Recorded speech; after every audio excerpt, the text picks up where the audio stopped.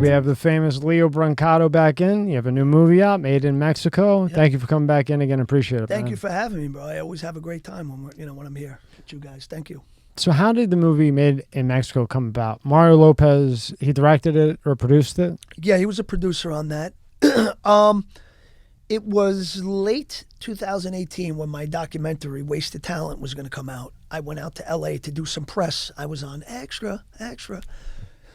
And Mario Lopez was, he was on, I think he's now on Access Hollywood, but back then he was on Extra. I can't get him out of my head from any hotel room. He's in any hotel you go to, he's on. Right, because one of the other producers on this film owns that channel, Wiser. Like the hotel channel? Yes, he did, and that's why the film came out there first.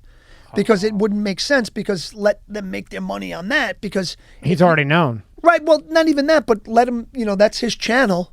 So, let him, not Mario Lopez, another producer's last name's Wiser. He's the showrunner of Extra.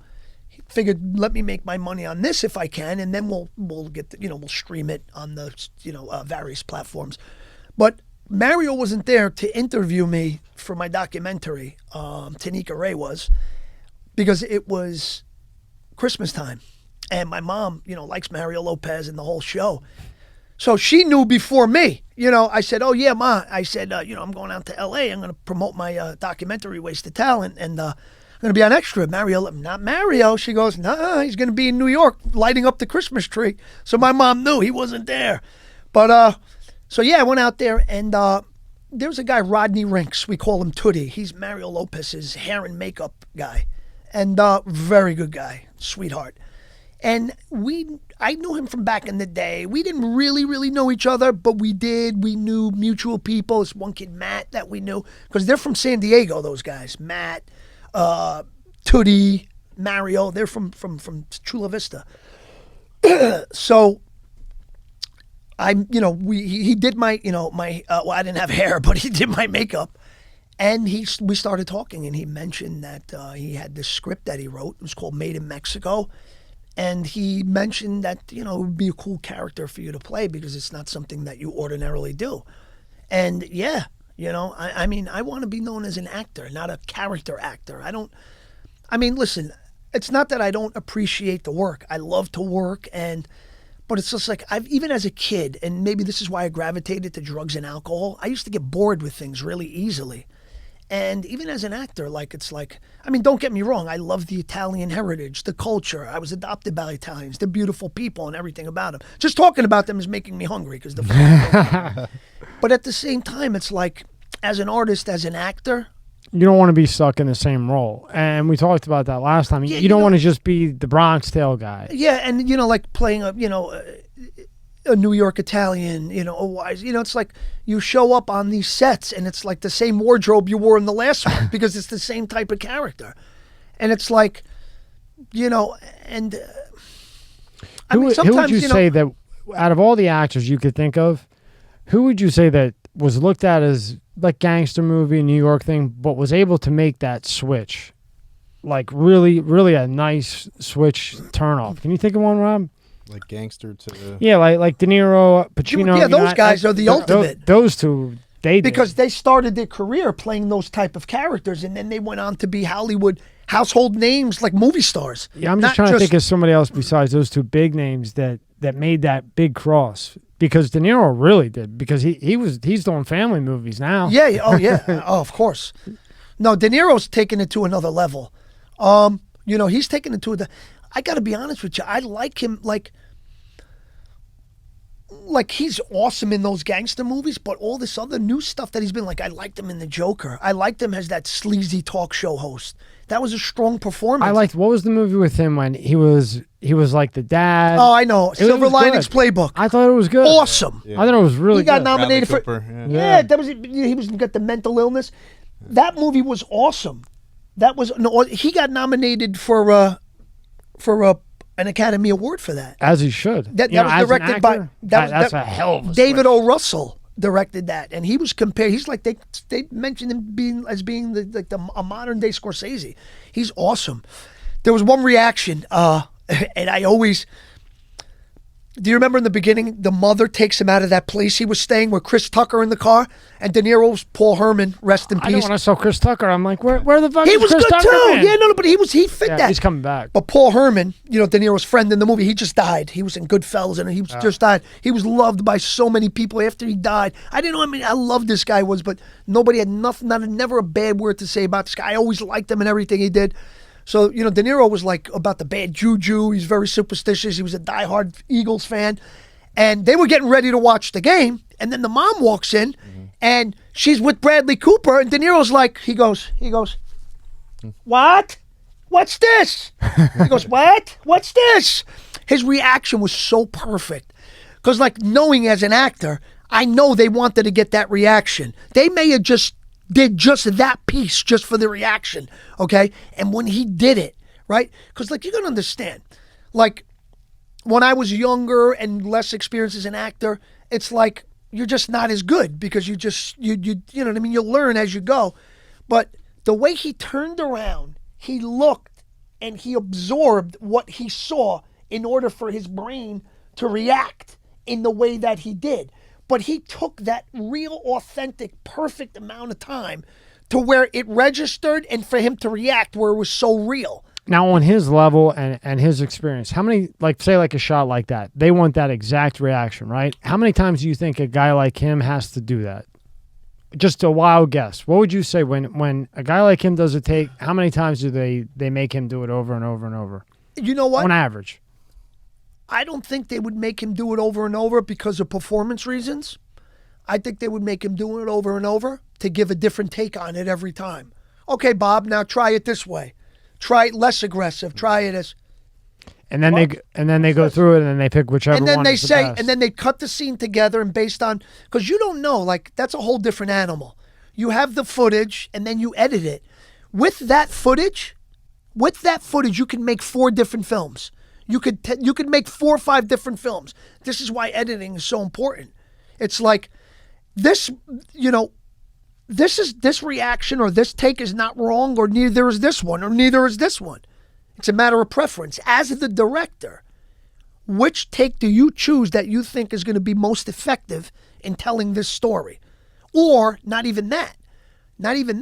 Which one is going to make the character more the character? This character was written a certain way.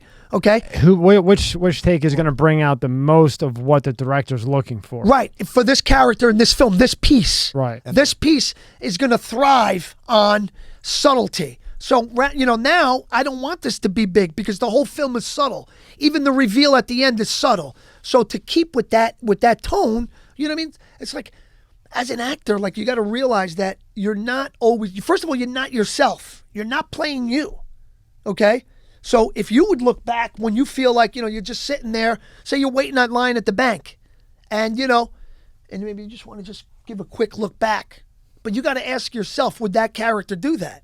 Where you get one character where he's maybe a little more unsure of himself, or maybe something traumatic happened where someone did creep up or from behind or whatever. Something happened in his life where this particular character would look back. But then you get another guy, he doesn't fear anything or whatever. He hasn't had an experience which would prompt him to do that. So whenever you work on a big movie, whether it's Scorsese or whoever, right? On average, how many takes do they take? Like okay, Lillo, you're in today. You're going to do this, and this. On average, when working with the high-end directors, producers, so on and so forth, how many takes per scene do they usually do? Okay, everybody's different. Okay, I worked with Woody Allen.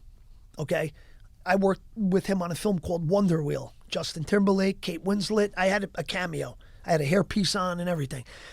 How was Timberlake in person? Oh, sweetheart. Cool dude? Yeah, Kate Winslet. That was so nice. It's professional. That was in his prime, too. So, such pros, such nice people.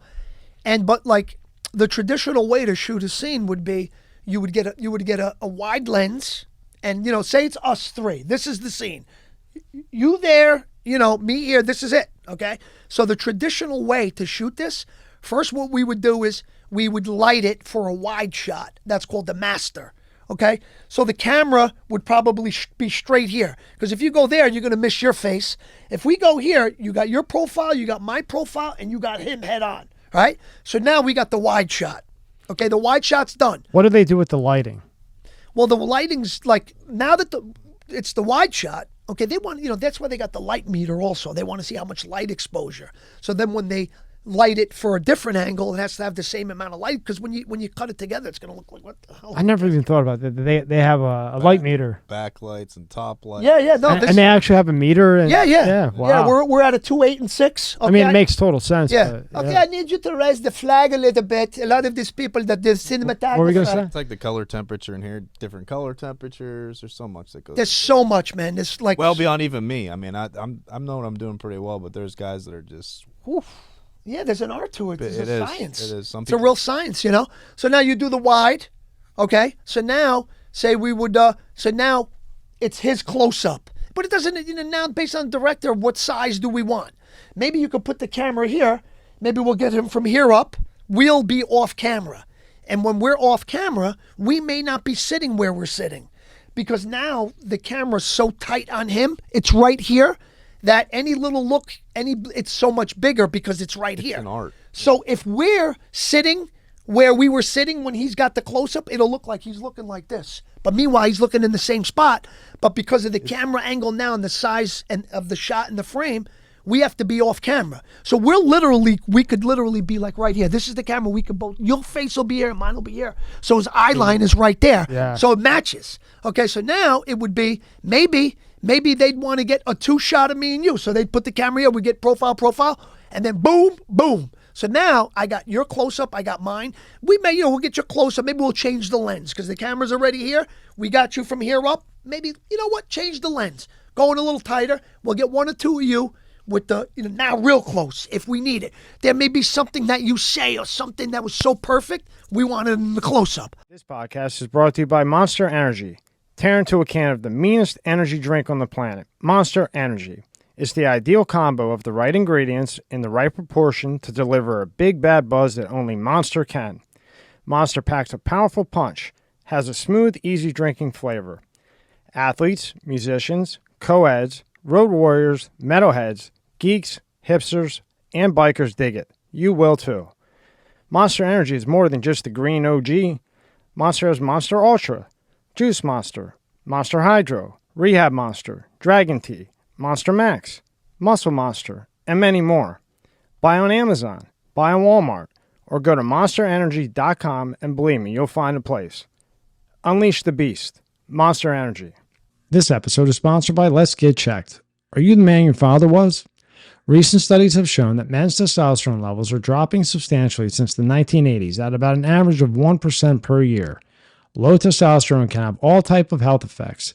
It can affect your muscle mass, memory, mood, sex drive, you name it. And yes, low testosterone is more common the older you get, but can affect men at any age. So let's talk about today's sponsor, Let's Get Checked. They're a worldwide leader in at-home testing kits, and their male hormone test lets you easily test your testosterone levels at home. You can order a testing kit that will be delivered to you in a discreet packaging with next-day delivery. Once your sample arrives in the laboratory, confidential results will be available to you in your secure online account within 2 to 5 days. These results are reviewed by a clinician, and a member of Let's Get Checked nursing team may call you to review your results.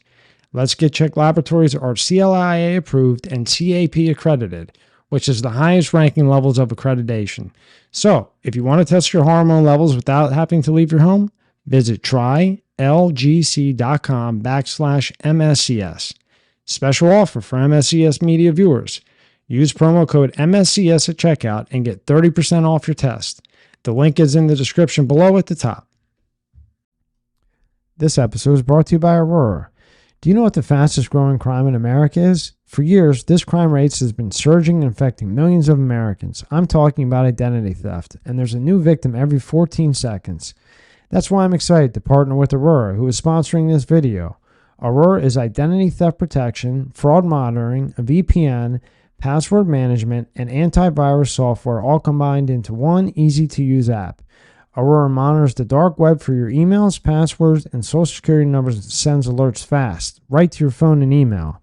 Don't put your family at risk. Try Aurora for free for 2 weeks and see if your personal identifiable information has leaked to the dark web. Start your free trial at https://aura.com/MSCS. Link is in the description below. The close-up. Then how in the hell can a movie be made in 3 months with all that? I mean, that's got to be... No. 3 months, that's very ambitious. You know, I think 3 months would take just to shoot the film. Principal photography. But then you go into editing, color. So when they say ADR, 3 months, it's just 3 months of takes. Shooting. And then the editor has to deal with it for the next year. No, not year. Not year. I would say few months. And then once the editing is the first thing. Okay? That makes or break the film. I've seen it with my own eyes with Sleepyhead. We had an editor that had edited that first scene in the liquor store. Cinematic. Blew us away. Whoa, look at this. We couldn't even believe. Because usually the person talking is who the editor chooses to cover. But in this, it was more the reaction. And it was perfect because I'm in hell. So it's like you want to see because he's new here. So I think it's more interesting to show how he's reacting to all this mayhem and this craziness. It's just more artistic. But then we had another editor who edited that same scene. Crap. And I'm not afraid to say it. I hope he watches this. It's crap. It's like it took away so much from the performances and everything. So does every director have multiple editors? No. I think they got Scorsese uses Thelma Schoonmaker. She does. Period. You just watch. her. That's who he uses. And then you cut the film together, and now it's cut to exactly the way you want. You lock it. And then, based on the way it's cut, now we watch it and say, you're off camera for one line, but you had the line we can't really hear. You got to do that line over in a studio. And that's called ADR, automated dialogue replacement or additional dialogue recording. So you would literally be in a sound. You'd have a mic like this, like a sound booth. Yes, yeah, exactly. And they're on the other side in thick glass, and they talk to you by pressing the button, and then you hear them. So basically, you're looking at a big screen. Okay, they show you. Okay, Lillo, in this one here, we love the performance, but we couldn't understand the last line. So let's just show. All right, now they show you. You watch it. Now, can you hear it? Do you have headphones on? Yeah. Okay, and then they show you the line you want to do over. Then you're like, you know what? Can I see that one more time? And then you see it again because you want to see the rhythm in which you spoke. And then you say, okay, let's try one. So you would be that you hear beeps in your ear. You would be the fourth beep. So you're watching it and it's beep, beep, beep. What do you want me to do? Run away? Make people think I got no heart? And then Interesting. And then it's like, dude. But also when you cut the film together, you could start adding little things. It's not automated dialogue. You're not only automatically replacing the dialogue, ADR, also additional dialogue recording. So say now you're off camera where you didn't have a line, but maybe they can say, you know what, say this, because then it'll make more sense and then it'll explain what happens later. So now you start putting these little touches, and now wow, this story is so much more cohesive. Before we had a little holes. It went from maybe like monotone to, I'm just using that as an expression, like monotone to boop. Yeah. And then, back to the story, or something like that. Or a little confusing to where the audience says, well, if that's the kid, well, then why did that guy do that or this or that? You know what I'm saying? But they do that for that reason. You know what I mean? And then you could just make the story so much better. So then you would do that. And then you have what's called Foley sound. Gunshots. That's all fake shit, right? Yeah, but that... I watched this documentary, sound right? is so good, man. You hear doors Lillo, let me creaking, ask you this. You hear the floor, it's like... I watched this whole documentary on sound. Is it true? I think, I know it was in the 80s, but say 90s, 2000s, where when somebody's walking up steps, there's actually a guy that does it. Like he's actually got like Gucci shoes on that make the sound. Yeah. How else are you going to get these sounds?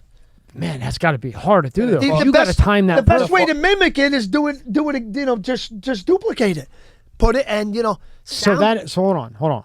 So that is true. So when you hear somebody walking, that's not them. That's not like a mic close that's somebody else that's making that sound effect. When the rain's hitting the ground, that's somebody else. That's usually that's sound effects. Because I watched this whole 2-hour thing, and it was the guy that was doing it. I forget what it was for, but he was, at the time, he was the most popular, and he would show how he did it. He would take like woman's heels, and literally just like a piece of wood, if she was on wood. And then, like, when they put the even clothing to get that sound of like the shirt going on, and they would rub it on like grass. Yeah, you know, they really do that. Even now, that's interesting. Think about like I do like to describe it as it's an artwork, right? It's an art form, a movie, right? Every little thing, the camera, like he's talking about, the actor, the voice, all that stuff.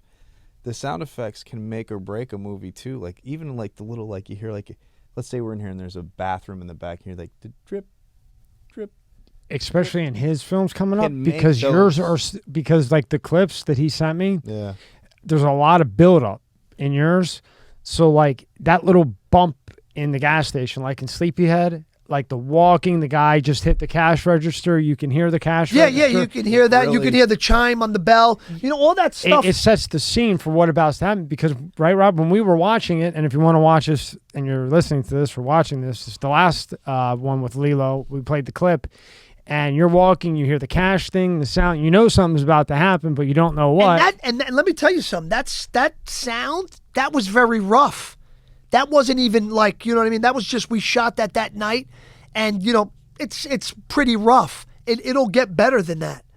You know what I mean? But like sound, and then in addition to the sound, the music. I mean, I'll give you a perfect example. Think about Rocky. All right, just think about him running down the street. Mm-hmm. If he was running down the street without music, it's just this. But then it's dun dun dun dun dun dun dun dun dun dun. You and literally, what, 30 years later, we're all singing. Yeah, you literally want to pull. You literally want to pull the chair out of the ground when you're in a Rocky movie, right? And a lot of times it's because of the music. Yeah. And then you color it. You know you color code. You color code it. You know what I mean? Like the coloring. When you color the film, it gives it a whole feeling. I just know just from being away. Prison. I remember we had a nor'easter, a storm. We were downstairs in 2C, that was the cell block, and had these dreary colors, black bars, like this real gray paint. It was like fucking hell. You know what I mean? You're sitting in this cage. You got 3 cells within a cage, and then the colors, and it's just like. And then we had the nor'easter. It was fucking leaking water. So they told everybody, pack up. We're moving upstairs. We moved upstairs to 3D. This is Rikers? Yeah. 3D. Like, the bars were lighter colors. The walls were white. Everything was like, and I got to tell you, man, you just felt so much more at ease. So, like, I know for a fact, just based on that, where I had nothing really to get my mind off things and all these things that I was sensing and feeling. How important these little things are. Yeah, but how they became so much more noticeable in a situation like that where you don't have many other things to keep your mind. You're thinking about, you know what I mean? It really taught me and told me, like, wow, this is very important stuff. Color, like, don't underestimate the color of the film. Is the way you color it and the colors you use can help to tell the story. If you use the wrong colors, you may get the story. You could kill it, right? Yeah, like 85%, effective. But you use the right colors, now it's up to 100. Now you told the perfect movie. Now you made the perfect movie. You got the right colors, the music. You got everything lined up. Now, how do they do it like Scorsese? Right. It seems like all his movies, even like Wolf of Wall Street, DiCaprio is talking throughout. It's just like Goodfellas. You have the narrator, and it makes the movie so much better. Now, like when DiCaprio not every movie, but those movies. A lot of movies that Scorsese does, there's somebody talking. Even Black Mass. I don't think Scorsese No, that wasn't that one. No, that wasn't it. So when they do that, when DiCaprio's done, does he do what does he do? Like he has the read, and then he's just reading into a microphone, watching himself? No. Like, how does that work? How does the voiceover, like, we'll use Goodfellas for an example. I did it in Bronx Tale. So. Yeah, okay. Yeah, you did. Yeah, you go in the studio. After the movie's completely done, you don't do a clip by clip. No. You go in the studio, and you just do it. And then we walked there, and I looked at him, and I said, hey, what are you doing? And he looks at me, and he says, you know what I'm doing. Why even ask? So I didn't really give a shit. So we just kept walking, and there we were. Cops in front of us. And, yep, sure enough, we got arrested. Now, do I blame Joey? I don't know if I blame him. I think he's a fucking asshole, though. You know what I mean? Well, you still remember that word by word. No, that was something I just made up in my head. I thought that's what you said. No. The Bronx Tale. I watched it 100 times. Yeah. I mean, I thought it was. But yeah, you record it all, and then because you know what? Originally, they may have wanted it somewhere. You know what I mean? Yeah. But now when they cut the film together, they may say, you know what? It doesn't work that well where we thought we'd originally put it. It works better, later on. You know what I mean? Because there's scenes where you could have shot that you wanted to put in the beginning of the movie, but then realize, you know what? I could put this scene at the end. It's better because it serves more of a purpose because it tells that part. Sometimes you get close-ups from some other scene that we put in and just insert. It's like so much you can do. Is it safe to say too, like with an actor, like let's say yourself, if you don't, you were talking about the dialect and how you're saying the lines and doing things like that. Like some lines, let's think like a Rocky, you can't win, and that emotion there and how that, like the famous line, from Bronx Tale too, some of the lines from there. If you have the wrong not even the wrong actor, but he doesn't accentuate that word, that famous line could never be that famous line. Does that make sense what I'm saying? Of course. It might not ever be that famous line, but the way they said it, that powerful thing lives on forever. Everyone remembers that Wasted line. talent from Bronx Listen, Tale. Everybody said wasted talent. You could use the same word. Even my dad said it to me. You could use the same word 20 different ways. There was a guy from Rikers Island, right? He was in the next cell block. He only used, the only word he would say was word. Like, yo, you see, word, word, word. So like when you pass it, did you just go word? Word. But he could have a conversation by using that one word and saying it 15 different ways. You know what I mean? So you're absolutely right. But I'm sure they have that person who's saying that catch line or that catchphrase a million times just to get that Just to one. get it. Yeah, like when I asked the girl, do you know how to make sauce? We did that a million times. I just would think, a 2.5 hour movie or 3 hour movie like Wolf of Wall Street, that has to take forever to be the narrator throughout that movie. Like, how long do you think that took DiCaprio to narrate that whole thing? I mean, It's not that bad? maybe because you're in the studio, I could see him do that whole thing in about a week. Wow. Wouldn't you think longer? Yeah, I mean, I don't know. Well, Leo, You guys are professionals. I'm saying Leo's a pro. I mean, that guy's as good as it gets. What was I can't see him really messing up. I could see him, everything coming out of his mouth being good. Can he mess up? And usable, What was like I know this is going back, right? Thinking in your head, but what was like that toughest line maybe from the Bronx Tale, or the one that you had to keep doing till they're like, that's it, we got it? Yeah. What was it? Was there? Do you know how to make sauce? That was the one? Yeah. De Niro wanted something special. He said, I want you to emphasize the you and the sauce. Do you know how to make sauce? Like real sweet, like, do you know how to make sauce? You know what I mean? It's not, do you know how to make sauce? Yeah, that's what I'm saying. The dialect there can, yeah. Do you know how to, do you know how to make sauce? Hey, Jane, do you know how to make sauce? Instead of, hey, Jane, do you know how to make sauce? It's like. See, yeah, I see it, yeah. And, but, that's basically saying, regardless of the fact that we're from different neighborhoods, I really like this girl, and I may even think about marrying her one day. And that's why I want to know. Do you know how to make sauce? Because that's what I like. So if you know how to make it, we may be in business. You know what I mean? So that's what that was. That's what the intention of that line is. So it had to be really sweet. The character was 16. And, a 16-year-old on a date with a girl that he likes, I don't think there's any 16-year-old on the planet that's not unsure of himself or herself on a date where they like the person. It's just human nature. The movie was just so real. Yeah. It's just so fucking real. There's so many parts in there, too. Like we could do a whole podcast just on the parts because it's so real. But, when he grabbed a hold of him, he's like, you took my car, and there was and you're like, Sonny, I didn't do, and just your emotion even there, you felt it. You're like, oh, dude. I felt it with you. I felt it with you. I felt it with you. I was like, man, he didn't take the fucking car. He didn't do it. I got the shit slapped out of me for it. Did he actually connect on you? Oh yeah, he fucking. Were you kidding me? Yeah. He had a ring on that night, and when he went like that, boom. The fucking ring dragged, and he put a line in my face. So real slap. Yeah, I was getting the shit slapped out of me. Yeah, but I wouldn't have it any other way. Now, because when you get slapped like that, you don't got to act. You're really fighting. Bang! No, I didn't. Is that common that they're actually connecting or not? I think more so back in the day, but the union now with all the bullshit. Yeah, the union tightened up a little bit on that. But I mean, listen, you want to be safe. You'd rather be safe than sorry. Guys getting like injured on the set. Yeah.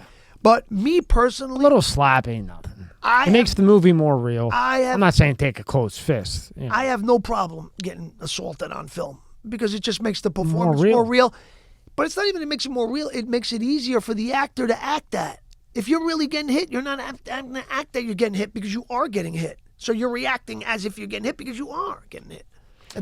Now, when you did Made in Mexico, what was one part that just sticks out in your head that was tough? It was just a tough line or tough, just a tough scene that you had to do. Because, you're going from, all these other movies, because that's another thing, you're working on Sleepyhead, you're working on Man on Fire, then you're doing Made in Mexico, and you're doing a lot of stuff at one time. Well, and a lot of different characters. I mean, they're completely different in each one, especially from your past. Think about something that Made in Mexico that was maybe it was just a one-liner that was tough, or you didn't have any struggles with this one at all. I wouldn't say that I struggled with this, one line in particular. But you know what it is? What I struggled with was sometimes the accent. Because what happens is when you're on set late hours and it's like, you're working 12-hour days and you're in the 9th hour and you're so tired. Yeah. It's like you're barely awake. So sometimes, you got to remember you're the character. You have to continue to talk like that character, whether you're tired or not. And sometimes when you're tired, you lose focus. You got to be alert and ready to focus. That's part of focusing. But when you get tired, so sometimes it's hard to get the rhythm because like when you speak with an accent like that, it's more sing-songy. You know what I mean? So it's like there's a rhythm to it. Like you're almost like talk dancing. But then when you get tired, right. And again, 9 hours straight, there's a lot of stops. And then each time you got to re-get yourself ready, exactly. re-get that out. So at the night, I can see. Well, do you know what they say? After an hour, I'd be like, all right, we'll do this tomorrow. Yeah, that's what they say in the film business. Hurry up and wait. Well, hurry up to wait. Hurry up, we need you on set. And then you sit there. But that's the way it goes. That's just part of the industry, right? That's the way it goes. So this is the movie here. Am I okay? Could I eat this real quick? Yeah, I don't give a shit. So you got it on Amazon Prime, right? Made in Mexico. So before we play the trailer, give your description of the movie, and then we'll play the trailer. This is basically a character. He's an aspiring writer in Hollywood, and like very wet behind the ears, but very anxious to get his first script, made into a film. And he meets with these shysters, these Hollywood shysters that kind of trick him into signing something, and then they kind of he signed away the rights to a really good script. And he signed his life away like a couple assholes. Right, and then his friend says, I hope you didn't sign anything, and he did. And so now he's trying to get because basically he was going to be able to sell this script, so basically he wants his money back. But, he works in a restaurant, and there's some Mexican kid that works there with him, and he's kind of like venting to him, and then he's like, well, my tío, my uncle, maybe could help you get your money back. And he said, well, if your uncle's able to get me this, I'll give him this. But there's nothing to be gotten yet because it's all, he didn't sell the script, but this is what it would have been. So now, like when you deal with street guys and gangsters, they don't give a shit about, you know what I mean? Yeah. It's more like, yo, you said to him that you're going to give me this. Yeah. So that's all I care about. Where is my money? Where's my $15,000? But he's like, oh no, but then he's like, okay, then I'm a cartel guy. I have my guys, get them, kidnap them, bring them to where I am in Mexico. And now you're going to do you want to make a movie? You're going to make a movie about a real drug dealer killer. That's basically like basically you're selling it to him like no one's ever done this before. Like you got the real deal. I got guys holding up like pots and pans, for reflex. It's like really, really like as guerrilla style filmmaking. It's like as it gets. Yeah, but it's like like it's cool. Though. It's actually kind of what's funny. It's like it's kind of like Billy Crystal and De Niro. The way they had that. I mean, we weren't as good as them, but just to give people an idea of what it was, the you know what I mean, the dynamic of the friendship. It's like I was scary at times, but I like this guy.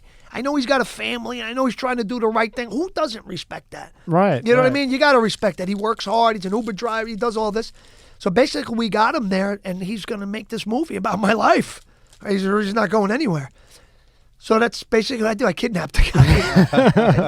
And, hey, remember hold Harry? Hold him against his own will for a few weeks. Hey, remember Harry Met Sally? Yeah. How funny was that? Yeah, I like that. Oh, All right, that was a great movie, right? Play the trailer up. Here we go.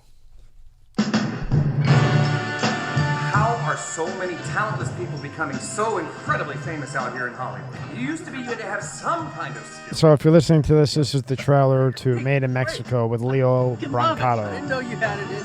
Are you ready for life beyond that's Rodney suburbia? Rinks. You go with us, you're an executive producer. You're not just a writer. Steve White. Come on. You got this, huh? Pause her up. Dude, you're never gonna guess. The Okay, guy so that right just there, shook that his was the hand. contract? See the guy that shook his hand? He's wiser. Steve White. He, the showrunner of Extra, he owns that hotel channel. And he was also a producer. Great guy, his wife. We shot the movie at his house. He's got a ranch. It was in Anaheim. People think we shot it in Mexico. They got goats. They got. It was awesome though. They were feeding these it was such a nice. It's really nice. I've grown up in New York and just everything's urban and concrete, But then you go there and you're like on a farm. You got his kids there and they were feeding the animals. Really, really beautiful. Cool time. Oh, Cool awesome, time. awesome. Really, I had such a great time. I got funding. Congratulations. As long as you didn't sign anything.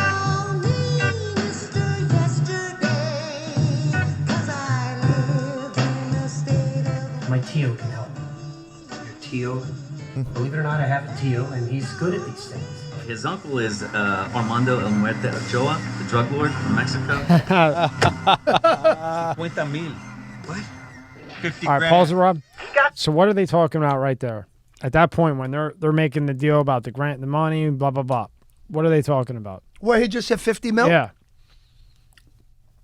These are my guys saying, forget about hypothetically the 50, that if this and if, no.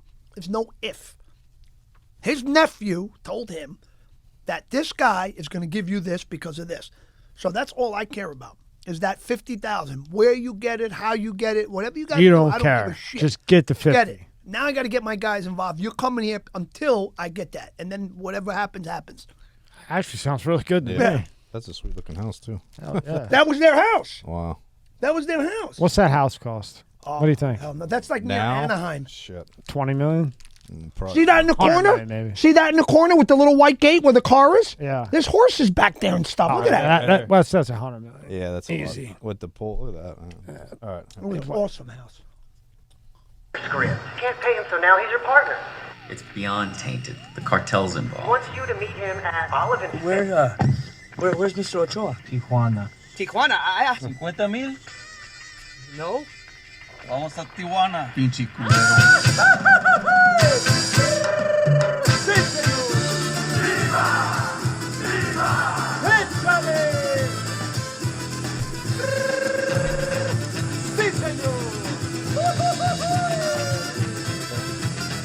Welcome to la casa del chingón, Mr. Aguilar.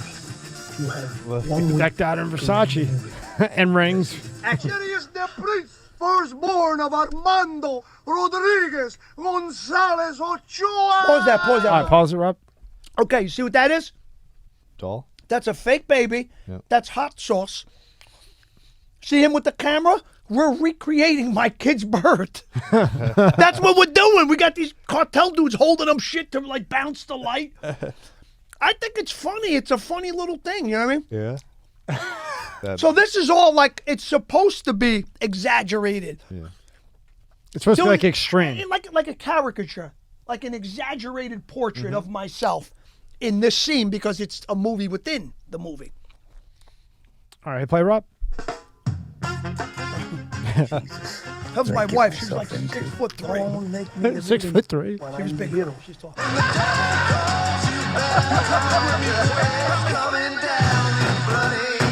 Everybody made fun of the guns. There's so many people. I posted a picture, right? That's an awesome ending, I think. I think I the like ending's it. the best. I like it. There's a, like when I posted it, that picture of me with the guns, you could see it's not a real gun because you could see the little holes where the little BBs come out of. So you get people, they just want to start hating. Oh, it's a fake gun. Blah, blah, blah, blah. It's like it's supposed to be. It's a movie within a movie. What's wrong with you? Do you want to end up like, what's his name? He got off. Who was that? Alec Baldwin. Alec Baldwin, yeah. What's your take on that? You've been in a gazillion movies. I mean, Now, isn't the person I don't know what you would call it. You know that. Prop. Aren't they supposed to check it? Now, is the actor supposed to check it too? What's your opinion on that situation, really? I think that Alec Baldwin's job is just to act, not to check if there's bullets in the chamber, And I think maybe the prop person, I don't know exactly what happened that night. I don't know if he was fucking around with the gun or there was some kind of, you know what I mean? But if it is just like that, like I'm the prop person, here's the gun, and then it happens, and I wasn't doing anything stupid, it just happened, I got to say it's on the prop person because you had to look in this gun and make sure because it's part of your job. Safety's number one. Nothing else. If the union comes on the set and there's something that's not safe, I don't care if it's the biggest director in the world, the union will shut them down. Safety's number one. So I would have to say that, Alec Baldwin, obviously, he's the name. So this is why you hear his name anytime. Versus somebody else. Right. It has anything. What's your opinion on the Baldwin? Yeah, that's tough. But, if you're handing a prop, I would think it's a prop. Yeah, I would think it's the prop person. Like, he's an actor. But let's not forget someone did lose their life. Yeah. And I never, ever want to minimize that, whether it was his fault or there's not. We're not talking about that part of the situation. Yeah. Just the physical, situation that happened with the gun. At face value, Alec Baldwin's not responsible. It's not his job. He's there to act. But then again, I don't know the circumstances that night. I wasn't on the set. So I don't really want to. Tragedy. All we know is that somebody lost a life, and I just wanted your opinion from an actor's point of view. Made in Mexico, those were all prop guns, right? It was supposed to be a fake gun. You could see the little holes in the front rather than the big. You know what I mean? But nobody's looking that hard but you. Just like Rob and I, we look at everything a lot differently than somebody else after 200 of these. You know what I mean? So something we see, the average person won't see. So the average person that watches it isn't going to see what you see. No, but when I posted a picture with me, with the two guns like that, you could see the little holes in the front of the gun. People say, oh, that's not a real gun. Make it. But I'm like, it's not supposed to be. We're making a movie within the movie. That's why it's a fake gun. That's what it's supposed to be. You know what I mean? But the reason why I mentioned it is because a lot of people did notice. I was like, wow. So now give a teaser to Made in Mexico. Just give like a quick teaser of why somebody should go to Amazon Prime and stream it, watch it, whatever. I just think it's a really cool story. It's very lighthearted. It has an undertone of something serious, something that can, like violence and stuff like that, the characters and what they are. But you don't really see that. And it's just, I think, like the best medicine for life in general is laughter. I mean, and that's why I did so well in prison. I made some of the baddest dudes laugh. And, that got, I didn't really have problems. Because, we like this guy. Especially in a place like that when people facing 300 years. Right. You make them laugh, get their mind off things. They love you for that. Things go good. Because when I saw it and it was under comedy, I was like, wow. Because at first glance, you would think it's kind of an action movie. And it is an action movie with comedy. That kind of threw me off. Now, you also have Man on Fire. That's exactly what I mean. It's lighthearted and it's funny. It's actually freaking funny. It made me laugh. And, I'm watching every little thing. Like, oh, I remember that day I was a little tired. Let me see if it shows. But I still laughed. I was like, wow, that's pretty funny. And he was really good, Rodney Rink. So, yeah, So go get it, Amazon Prime. It's on Apple. Prime, it's on Apple too. Xbox, Vudu. Yeah. Cool, you got an Xbox too? Yeah. Oh, good. And then we couldn't really talk about it much last time, but we can talk a little bit more about Man on Fire, right? Right. With Meadow from Sopranos. Jamie Lynn Sigler. Yeah. Jamie Lynn Sigler. So it is possible that it might come out this year. We just missed Tribeca. And you're very confident in that one. Yeah, I saw it. It's awesome. I mean, it's beautifully done. It's cut together. The performances, she's so awesome in this. It's a shame we missed Tribeca this year, but we got next year. And why is Tribeca so important for those who don't know? Well, I mean, first of all, it's a big. I mean, New York and L.A. are really where the two Mecca. Well, L.A.'s really the Mecca, but if you want to say the second, is New York for filmmaking, all that. And it's De Niro. It's De Niro's film festival. Being that I'm a New York actor, it would be cool to be in the Tribeca Film Festival just because Bobby De Niro gave me my start. And for him, you know, for my film to be screened at that festival, it would be such an honor. You know what I mean? It's just, you know, because you have that whole association. And, you know, for her, she was in Sopranos, which is also an East Coast-based show. So I think it would be really good for that reason. You know what I mean? It would. But you think it might slip out this year? No, this year it's too late. Oh, I thought you said yesterday when we were talking that it might. No. Oh. We missed this year, but we still have next year. You know what I mean? They just finished cutting it together, but, you know, you got the Cannes Film Festival, you got the Venice Film Festival, you got the one in Utah, Sundance. Right. If it's a monster, they want to be able to hit all the festivals. It's really that good. I can honestly say it's really, really that good. Very cinematic. Performances are powerful. Abusive father. Oh, man, you got to hear the soundtrack. It takes place in the 80s. And Bruce Springsteen gave us a song, I'm on Fire. You know, he was abused as a kid. So we got a lot. Was he really? Yeah, we got a lot behind us, you know, on this project. And that's, you know, like it's I can't wait for people to see it. I think they're going to really, really enjoy it. And then at this stage, the last time you were in, we played a bunch of clips when we talked earlier. Sleepyhead, you're just touching up Sleepyhead right now, right? Yeah, we actually did some pickup shots this past weekend. We shot the film in November for like 3 weeks. And then in last week, we did 2 days of pickup shots.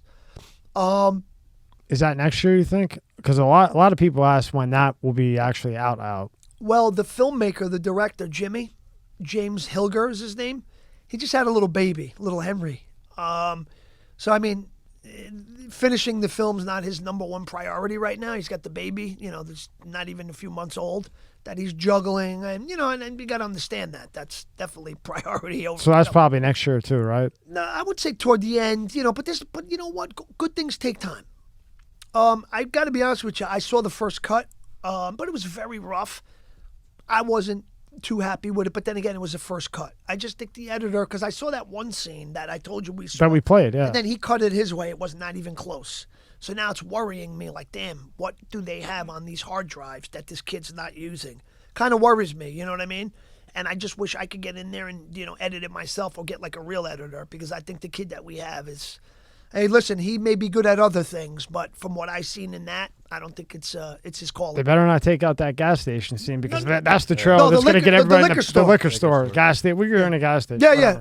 That scene right there makes people want to watch it. Yeah, they take that. No, Jimmy said they got that. A hole in their head. Jimmy said it's going to be cut the way it was. It's going to go back. That's how we were able to make the film. We shot that scene, and then, you know. Lillo, do you have the actual trailer, the real trailer for Sleepyhead? I do. Not just the clip from like last time? No. I got that. Really no additional footage, but I do have a trailer. It's about a minute and 20 seconds. And we got it up there, so we'll play it. Oh, okay. He got okay. Right. All right, this is the trailer to Sleepyhead.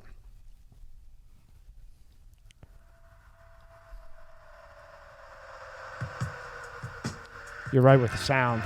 Sound's so important. How long you guys gonna be mad at me for? Tell me about yourself. I think there's something really special about you. Don't you want to go home, Dorothy? You're looking for the Holy Grail in Yonkers? Very American. Trust me, I'm good for the money. I don't think you are. Game for a little martyrdom on a Tuesday night? Whatever it takes. Are you a demon? Can you get me out of here? Where are you trying to go, sweetie? Oh, there's your girl. You're for a rough night, bucko.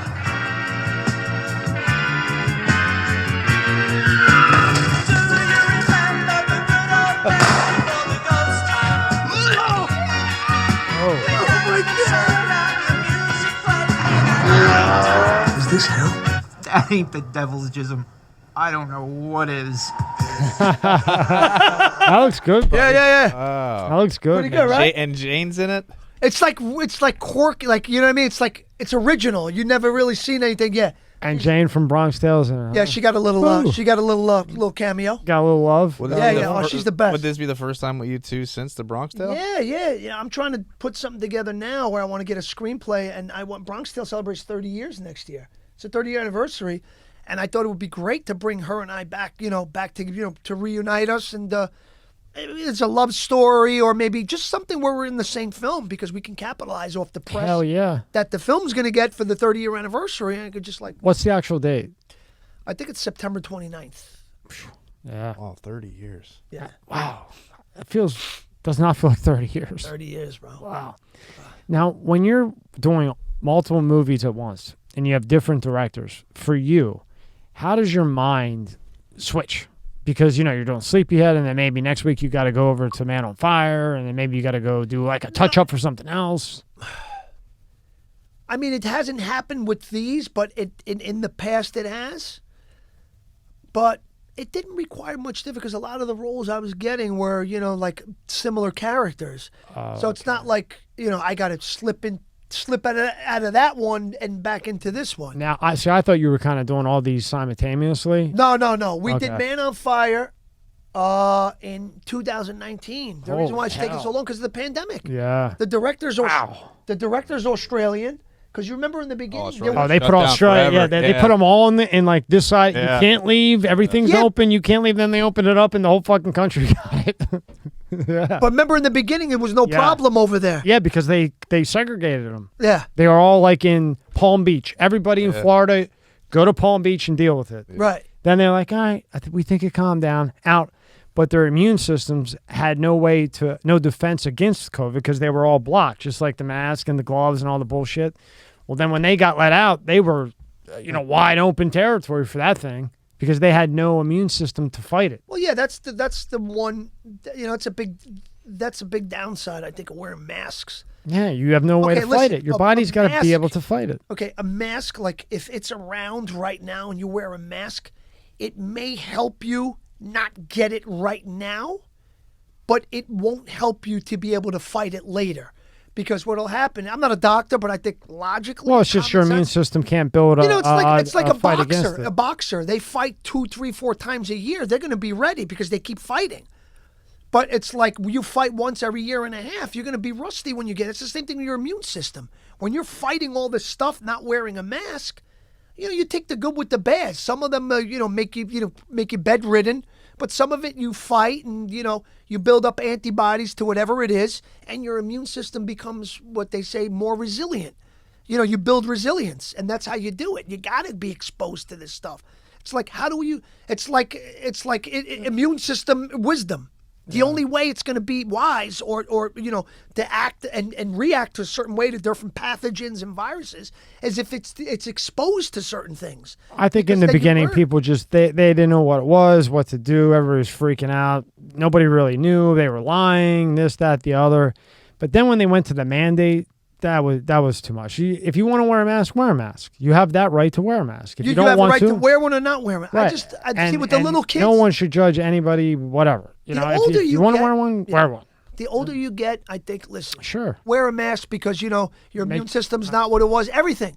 I got my first cavity. I never had cavities in my life. I took care of it. I got good teeth. Mm-hmm. I got nothing wrong with my teeth. But the dentist said when you get older, your teeth become more brittle. It just happens over time. That's with anything. Your immune system, whatever, over time, it's like a car. It's going to break down. And you got to do, you know what I mean? But I just think like with a kid, I don't see any logic in having kids wear masks. Even if they get the COVID, their bodies will be able to fight it off. I mean, obviously, you're going to get a few cases here and there where like things happen where it's like, an exception to what's, it's happening with the masses. But I think little kids like my brother and sister-in-law, they both had COVID. They have 3 kids downstairs that were right with them, and not one of them got sick. It should just be your choice. Yeah, just do whatever you want. They may have had it, but they were asymptomatic. Yeah. But I guarantee you, because they were exposed to it, were asymptomatic, I guarantee you their immune systems are stronger now because they've been exposed to that. And now they know more about how the body knows how the pathogen works. It has to run its course. So the body takes certain precautions while the pathogen is running its course. And it's like you stunt your immune system by wearing these masks for too long. We have 3 orifices, 1, 2, 3. You can breathe in if we were meant to have 2, we would have been born with 2. You have 3 for a reason. And I mean, like if you're going into a COVID ward in the hospital, wear a mask. That's common sense as well.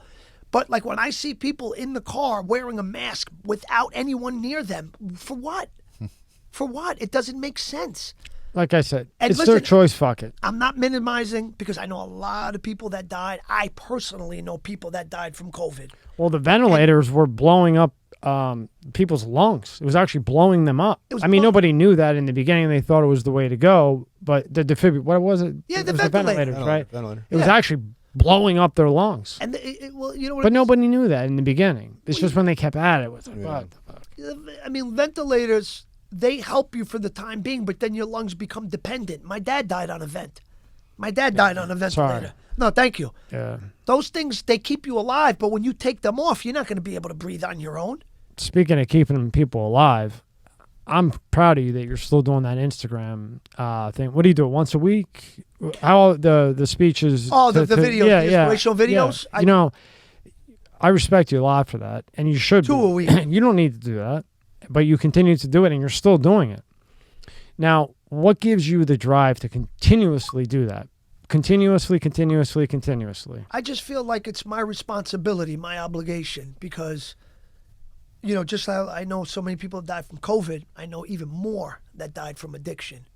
And it's like, I wasn't one of those people. I was spared that. God spared me that. So now I have to ask myself the question, why did he spare me that? It's not for me to go back to, go back on drugs and all that. He spared me that for a reason, because he knows I have something good that I can use to help other people and inspire them. Bronx Tale is an iconic, classic movie that transcends time. You could watch it now as a kid and love it, and you could have watched it 20 years ago as a kid and loved it. It's just one of those films, the lessons pertain to right now. I forgot who else I said this to, but somebody in that state, they're going to listen to you way before any counselor that has no idea what they think they know what they're talking about, but they have no experience with any type of an addiction or a struggle. It doesn't need just to be an addiction, a struggle. They have no idea. They're just going there because somebody made them go there. This is just my opinion. One in 1,000 go there really because they really want to go through it and get it done. But when you come on, or somebody like you does this, it draws attention and people will listen to you. Well, they know I'm living proof that you can Right. overcome That's addiction what I mean. because I'm doing it. Now you're relatable and you're a celebrity. So they're going to listen. Right. Well, this whole situation humanized me. You know what I mean? People may thought I was the kid from the movie and stuff like that. People see people in movies and even though they almost look at them as a level up, which it shouldn't be because we're all people, but people do. That's just the way it happens. And that's why so many people want to be on TV. And you're paying it forward is what you're really doing. Perceived in that way. But now it's like, look at this guy. We thought he was, blah, blah, blah. But look at this. He's in jail right now, and he got, this and this, and look what addiction took him to his knees, and now, it's not what you tell people; it's what you show them. I always say that. Show me, don't tell me. Bro, I never knew that Brad Pitt had an alcohol problem. Like heavy, yeah, like bad. He was really, really bad. And then when him and Angelina Jolie broke up, he's been sober for. Whenever they broke up, Tim Dillon was talking because him and Brad Pitt are cool. And he made the comment, he's like, it sucks to Brad Pitt sober. I want him to stay on. I guess he was really funny when, Tim Dillon's a really funny comedian. Yeah. And I guess when he was going through his thing, they were hanging out, laughing, and he's like, the one guy I wish that wouldn't got sober would just relapse for one day is Brad Pitt. So I looked it up, and I didn't know. I didn't know that he had an alcohol issue. But, do you see that a lot in Hollywood, like, that have addictions, but just clean it up? Like, I always wonder, like, Johnny Depp, which we'll get to a little bit later. He comes and bangs out a movie and kills the box office. Then he goes with that band, and he's on he's off to the races for 6 months, God knows what, and then somehow the role comes up, boom, perfect. Like, how the hell can they do that? And I think it's probably more common than I think. Sometimes it's just when you work on films and just the gratification that it gives you, that fulfillment, when you're actually working, is like a high in itself. It's like the alcohol. You're getting that high from that. Because of that sense of purpose. I have purpose. I'm in this big film, and my purpose is to be the star and to entertain people. And then it's like, I don't need anything else because this enough is a drug it's a drug in itself. But now it's like, okay, I don't work for a while.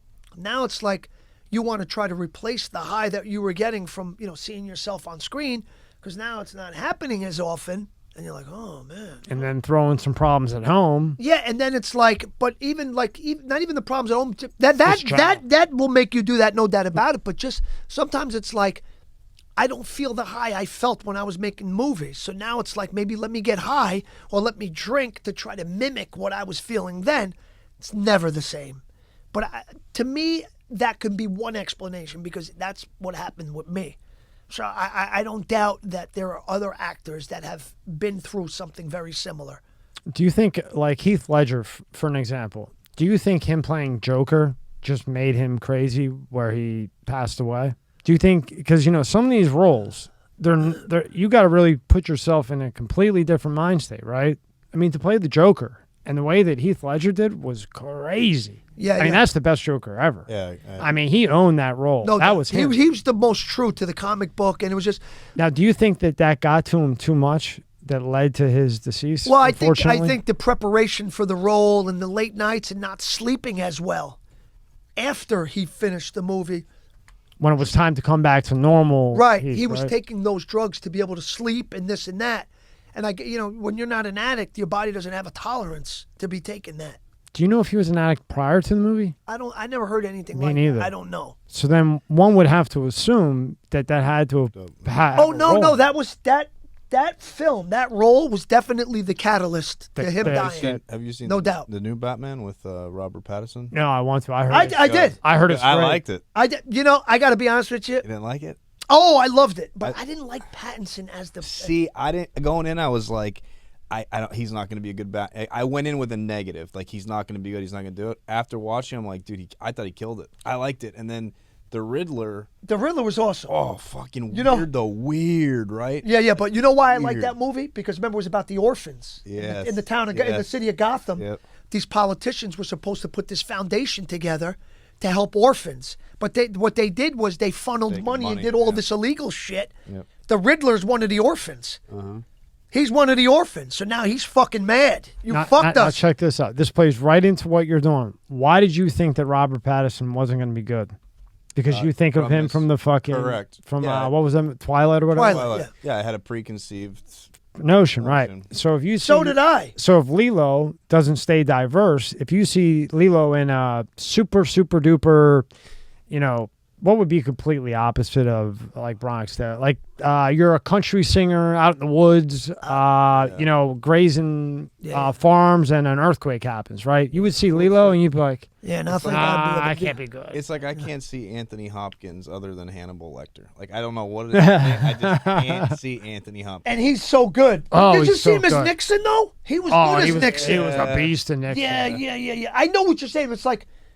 Sometimes these guys, like you yourself, you come out with such a banging movie that it just you can't get it out of your like head. Bronx Tale. It's like there's like Tony Soprano. Come on, what else do you want to see? And he was an awesome actor, Gandolfini. And that's the same with Patterson because he did 3-4 Twilight movies. He was nobody. Made $1 gazillion. Every woman in the planet watched it. Guys got forced to watch it if they didn't want to. I don't think he was. I don't think his performance was bad. I just think physically and his age, he wasn't right. Christian Bale was perfect. Bruce Wayne was like a very affluent, wealthy man. You know what I mean? He's my favorite. More distinguished. He had the suits. This kid, he looked like a junkie vampire. He had the hair to the side. He was pale white, and everything was so dark. He's the only one that didn't work for me. Which did you know You know who was awesome? Colin Farrell plays the Penguin. Oh. Yeah, Colin Farrell. Bro, he's so awesome in this. Good. Take it easy, sweetheart. Elaine kissed him. I got you. I got you. Well, Elaine Lancaster made out with him. Yeah. She said she did. He was good, man. And the Riddler, like, it was clever. Remember when every time somebody would die, he'd leave a little note on the person. He'd tape it to them, and it says, "For the Batman," right? So they get the mayor in the beginning, right? I'm not telling away. They get the mayor. He's dead. He's like this. Just lying there. Mm-hmm. And he's got a little note on him for the Batman. So Batman reads the note, and it's a riddle. What does a liar do when he's dead? He lies still. He's lying still, and he's still lying. I was like, yo, that's so clever. Remember also? Yeah. I see. I think the best Batman was. I knew I was going to forget his name. Oh, Keaton? Michael Keaton? Michael Keaton. I think he was the best. I like Bale. Yeah. And Bale. Bale's tough. No, there was 2 movies Bale did that were unbelievable. Batman and what was the one where he was crazy? Oh, American Psycho. American Psycho. No, but you got to watch. That was a beast. You want to see an awesome movie? What? Out of the Furnace. Who Bale? Can you get that trailer? I don't know if I can pull that one. It'll probably be on YouTube. Probably not. It might be on YouTube. Okay. Yeah. It's called Out of the Furnace. Hopefully soon we don't have to It's deal with awesome. I think Leonardo DiCaprio may have produced it. Yeah? Yeah, dude, it's an awesome It's movie. called Out of what? Out of the Furnace. Out of the Furnace. Woody Harrelson plays like a gangster meth dealer because it's like Jersey and Pennsylvania. This whole like these meth guys, they're up in the hills. Yes. Yeah, maybe later on we can find hometown. it. Maybe later on we can find it. It's so, and the song by Pearl Jam, Release, that's like the song for the movie. Yo, it's such a good movie. Did you know that? And again, you know the actor's name. I don't remember his name. So Bane in Batman. Bane. Yeah. I don't know the actor. He's the guy that plays Venom now in the Venom movies. And I'm looking at him like he was jacked as Bane, right? He's a big motherfucker. Yeah. And then you look at him there, I'm like, that's really the same guy. Who was in the new Batman that nobody recognized that he was actually in it? There was they were talking. Colin Farrell. That's who it was. It was Colin Farrell. Is there any way you could get a picture of him? Yeah, I'll pull that. I'll find it. Wait till you see what he looks like at the Joker. Oh, he's so crazy. Yeah, because he's a street guy. He's like an Italian with John So Turturro. who's your top 3 Batman? He's like a real man, but he waddles. Don't you know my reputation? He's a street guy, man. He's a serious guy. Top 3 Batmans. Well, Christian Bale, one. Michael Keaton. Nicholas, maybe? No, remember Val Kilmer. Val Kilmer wasn't bad either. That was right. Yeah, Val Kilmer. Look at him. Look at him. Yeah. Look at him up there. I got you. Wow. I got you. Rob, click on that middle one. The middle one. Right here. This shows side by side right here. Wow. Come on, bro. Jeez. Now, Lillo, looking at that picture, when he goes in there every day, how long does it take to make it look this like that? right there? How long? That's probably a couple hours. Every day. Easy. But he wasn't throughout the whole movie. He had a small part, but it was a memorable, awesome part. Yeah, it was good. You know, I think that was one of the better Batmans. Even though the Batman, I just didn't think. You know what it is? It's not that he was bad, but when you've seen other people do it better, it's hard. It's like watching the Gotti movie with Travolta. It's not even close to the one that Armand Desante did. So I thought that was the best one by far. So after that, they shouldn't have made any. Why in the hell that didn't blow out of the moon? I loved it too. I love Travolta, and I think Travolta's an awesome actor. But it did not compare to. You can't it's like, come on. I just think I still think Bale's the best one. But going in, like I said, I had negative toward Pattinson. But after watching him, like, man, I thought he did a great job. I'm not saying he's the best one, but I thought he did a great job. He just looked too young. It's not that he didn't do a good job, but I just couldn't get into it to where it was authentic because I thought he was too young. This guy's supposed to be like in his late 40s, early 50s, a billionaire, very distinguished. They had him like. Well, there's another one. They signed on for another one again. So. Oh, him? For Patterson again? Yeah. He's going to be the next one? Yeah, well, listen, it probably made a lot of money. Yeah. I would like to see him back. Yeah. I got you. He was good. There he is right there. See him right there? Look, he's just like too pale skinned. Yeah. He looks like a vampire. Yeah, click on that. See that? He looks like a vampire. That's unbelievable. See that? Look how he's so white. Yeah, it was. That doesn't look like a Batman. Batman was like a distinguished guy with money, and it's just like he wouldn't. Yeah, no, Lillo. He's just saying that he thought he did a good job. He's not saying he thinks it's the best one. Lillo, I'm just telling you because He's not the best. He's not saying he's the best, Lillo. He just said he thinks he did an all right job. All right. It's okay, Lillo. With expectations. Let me come to terms with this. We're not saying We're not saying he's the number one Batman ever. No, but Farrell. But Farrell. You know, he did a hell. That's my favorite. DeVito. Yeah, that was DeVito, right? Yeah. I was in his office when we did Renaissance. My favorite one. He gave me a couple of cigars. He's got like a big, 50-foot penguin in his thing. He waddled around. Yeah. He had the fish. He had the voice.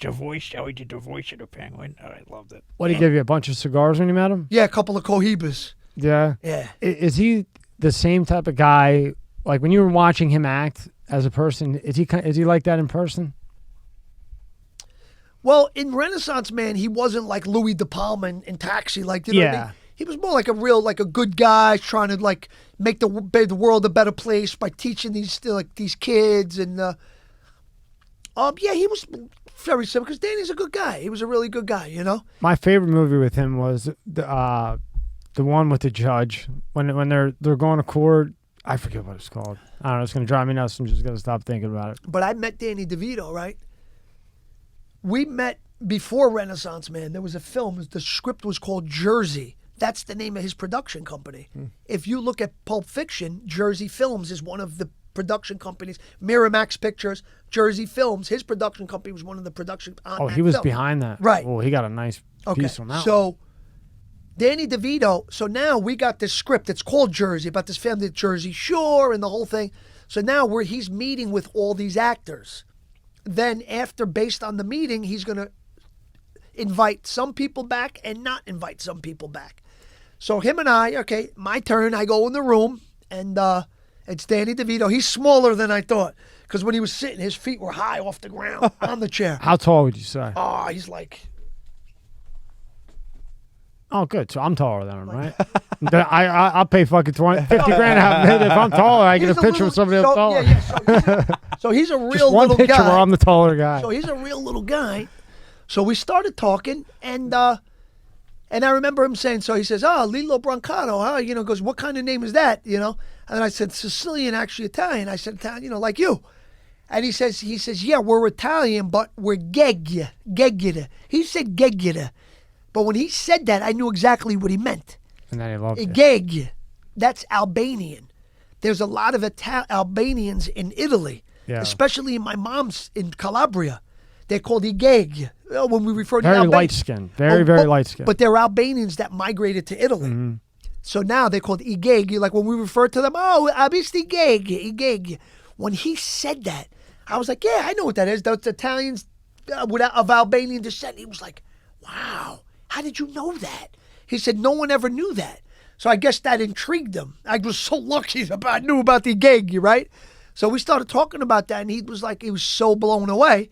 So I did get a call back, and the film never went. They never made the film. I mean, Nicholas Turturro was there. He was reading the lead. My friend Louis Veneria, crazy. When half these films don't get made, not you, they spend all that time and they just say, nobody buys into it, or what? What's usually this? There's so many different reasons. Especially with a guy like him. So many different reasons. Yeah. Say, you know, the timing. We're going to make this film because this director really wants to make it. But say then the director gets sick. So then it loses steam. By the time he gets better, he's got 20 other things going on. They're on to the next thing. Right. I think I asked you this last time, but like, do you think so? Top Gun's coming out a couple of weeks from now. Maverick. I think it's going to be fucking awesome. I can't wait to go see. Hopefully, no doubt. Hopefully, right? I got to be honest with you. I think all of Tom Cruise's films are awesome. Yeah, he doesn't great. make bad movies. That's the actor I think. I've never seen him make a bad movie, Tom Cruise. He's that But awesome. do you think there's ever a shot? Because you want to get, like, if you're going to make a movie like that, you want the original actors. That's your goal, right? And people pass away and things happen in life. Do you think there's ever a chance, like, and we talked about this last time, that they make A Bronx Tale 2 and it's based maybe in you as a dad to another kid? Or you think that's too far? That would be the blockbuster of the decade if they did that. I think they'd have to do it before, and I don't know how old De Niro is, but, you know. They'd have to do it soon. I told the way I would do it. No, he's asking, do you think they would ever do it? Not how you would do it. I don't think they would ever. You don't see that ever is going to happen. Never. No, forget it then, because you're going to get us all excited for nothing. So I don't even want to know what you would do until you do it. No, but I'm saying, like, there's so many ways you could go with that. Like, if they did make it, you could make it like now C's a street guy. That would never happen. At the end of the film, his father came and got him, took him out of the funeral home, and he was back to C. He fell out of that for a little bit, but then he went back. Or you could do a prequel with Sonny, Joe Pesci, and why they killed that guy on the street. That would be awesome. Or what if you do C and Jane's kid? And you have a kid, and that kid now is living the street life. Maybe not as in the mob life, but the street life. Now, could you do that without approval? Anything I don't think so. No, because it would have to be different names, different everything. I think the way it works, because there was my voice in a rap song, the narration. The album was called Wasted Talent. So you hear me in the beginning, and the saddest thing is wasted talent, wasted talent, wasted talent, the way they had it. And when I saw that, I'm like, nobody ever contacted me. How come I'm not getting paid for this, right?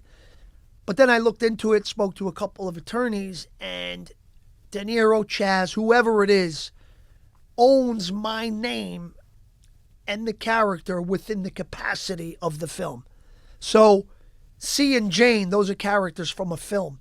That's, you know what I mean? They own. So I would not be able to do that. You couldn't use Calogero, C, or Jane. None of the. So that would be tough. We could call him Carlo. That'd be their kid. Yeah, Carlo. Yeah, Carlo. But you couldn't be Calogero, right? No. And she couldn't be Jane. No, unless Chaz Palminteri said, go ahead and do it, which I doubt he will. Come on, Chaz. Yeah, Chaz, you know what? Chaz, come on. But get you a nice know what? paycheck on that one. I'd like You'll go 50-50 with I'm telling you. And I swear, I don't get you it. can ask anybody I know. I swear, You can on ask my anybody on the nieces, planet that's You can ask my nieces. You can ask anybody. I mean, I swear on my nieces, not ask my nieces. They're 6. But the way I would have done if I did another Bronx Tale, it wouldn't be before or after. It would be during. And you know whose character? And I swear I saw this before I saw Joker. Like him in the apartment with those colors, with his mom. I would make the movie on the kid who shot Sonny. That would be the way. He would be like the Joker, and I'm C. Living the life okay? after his dad. Because you're right. Because at the end of the movie, he comes back to kill Sonny. Yeah. Just like at the end of the Joker, look what he does. So how would the process? I think this is even better because he's going into a bar. It's more like a kamikaze mission. You know what I mean? And the whole time you show this kid, and maybe there's flashbacks why his father was killed, and you see him grow up somewhere else, and you maybe even see him go to the Bronx, where, like Sonny hangs out, maybe even peek around the corner and look at him. You know what I mean? You never see his face. Everybody, you always see him from the back. Lillo. Everybody that just got a hard dick thinking that there might be a Bronx Tale too. We can't find our dicks now because it's not going to happen, and you don't think Chaz is going to make it. So we all have limp dicks now. All linked. So we have to watch your Instagram video to get our dicks back up. Well, Chase, I didn't know that's what those videos did. Right here, he's about to play it, and you do this twice a week, right? Yeah. You do it twice a week, and you do it on your own. You're not paid to do it. Nobody's telling you to do it. You choose to do it. Well, it's part of like what I do at work, but there was my idea, they loved it, and I think it's great. But I mean, nobody's telling you to do it. No. You're doing it on your own by choice. Absolutely. I just think it's important that's said, that nobody's saying, hey, Lillo, do this. It's good for you. I've kind of incorporated it into my job detail and description because these are good. These are good. Like people get something from them. And it's not like I just sit there and it takes me time sometimes. So I'm going to take a wild guess that the answer would be yes, I decided to do this on my own. Yes. Okay, now we're getting somewhere. That's a very wild, good guess. But this one here is, I just think it's so cool that you still do this, man. Yeah. Really, really it is. In life, when looking to become successful, it is only logical to model ourselves after those who have made it and have become successful. Now, successful people share many different traits and qualities, but perhaps the most important one is their ability to push past all their excuses. Because let's face it, excuses do not get results. And we tend to find excuses because we lack self-confidence, we let fear get in the way, or we just don't have enough passion behind our goals. But I'll tell you this, you cannot become successful in life if you always have an excuse as to why you can't do something. I mean, we can all make excuses, but it's about eliminating them or pushing past them that separates the successful people from the non-successful people. Because remember, excuses will always be there, but opportunity will not. God bless. What a good clip. And that says to me, where's the go-getters? What excuse? You have an excuse. What? You're afraid? Scared? Go get it. That's a lot of times what it is. They're afraid. And then they make the excuse, well, this, well, that, well, people are afraid of failure. People are afraid of rejection. So when you're working, that's okay. When you're working, how do you get people past that? Well, you got to teach them that this is what life is. Failure is our best teacher. But the way you're going to learn is how do you get a guy past? But Lillo, if I do this, what if this happens? What if that happens? What if this? Like, how do you get them to say? Like, you see that they got the talent. You see that they really have something, right? They look up to you. You're helping them out. How do you get them to go for it? Well, you got to say everything that you're saying right now. This is all speculation of what might happen. It's not going to happen because you never know until you try. Okay?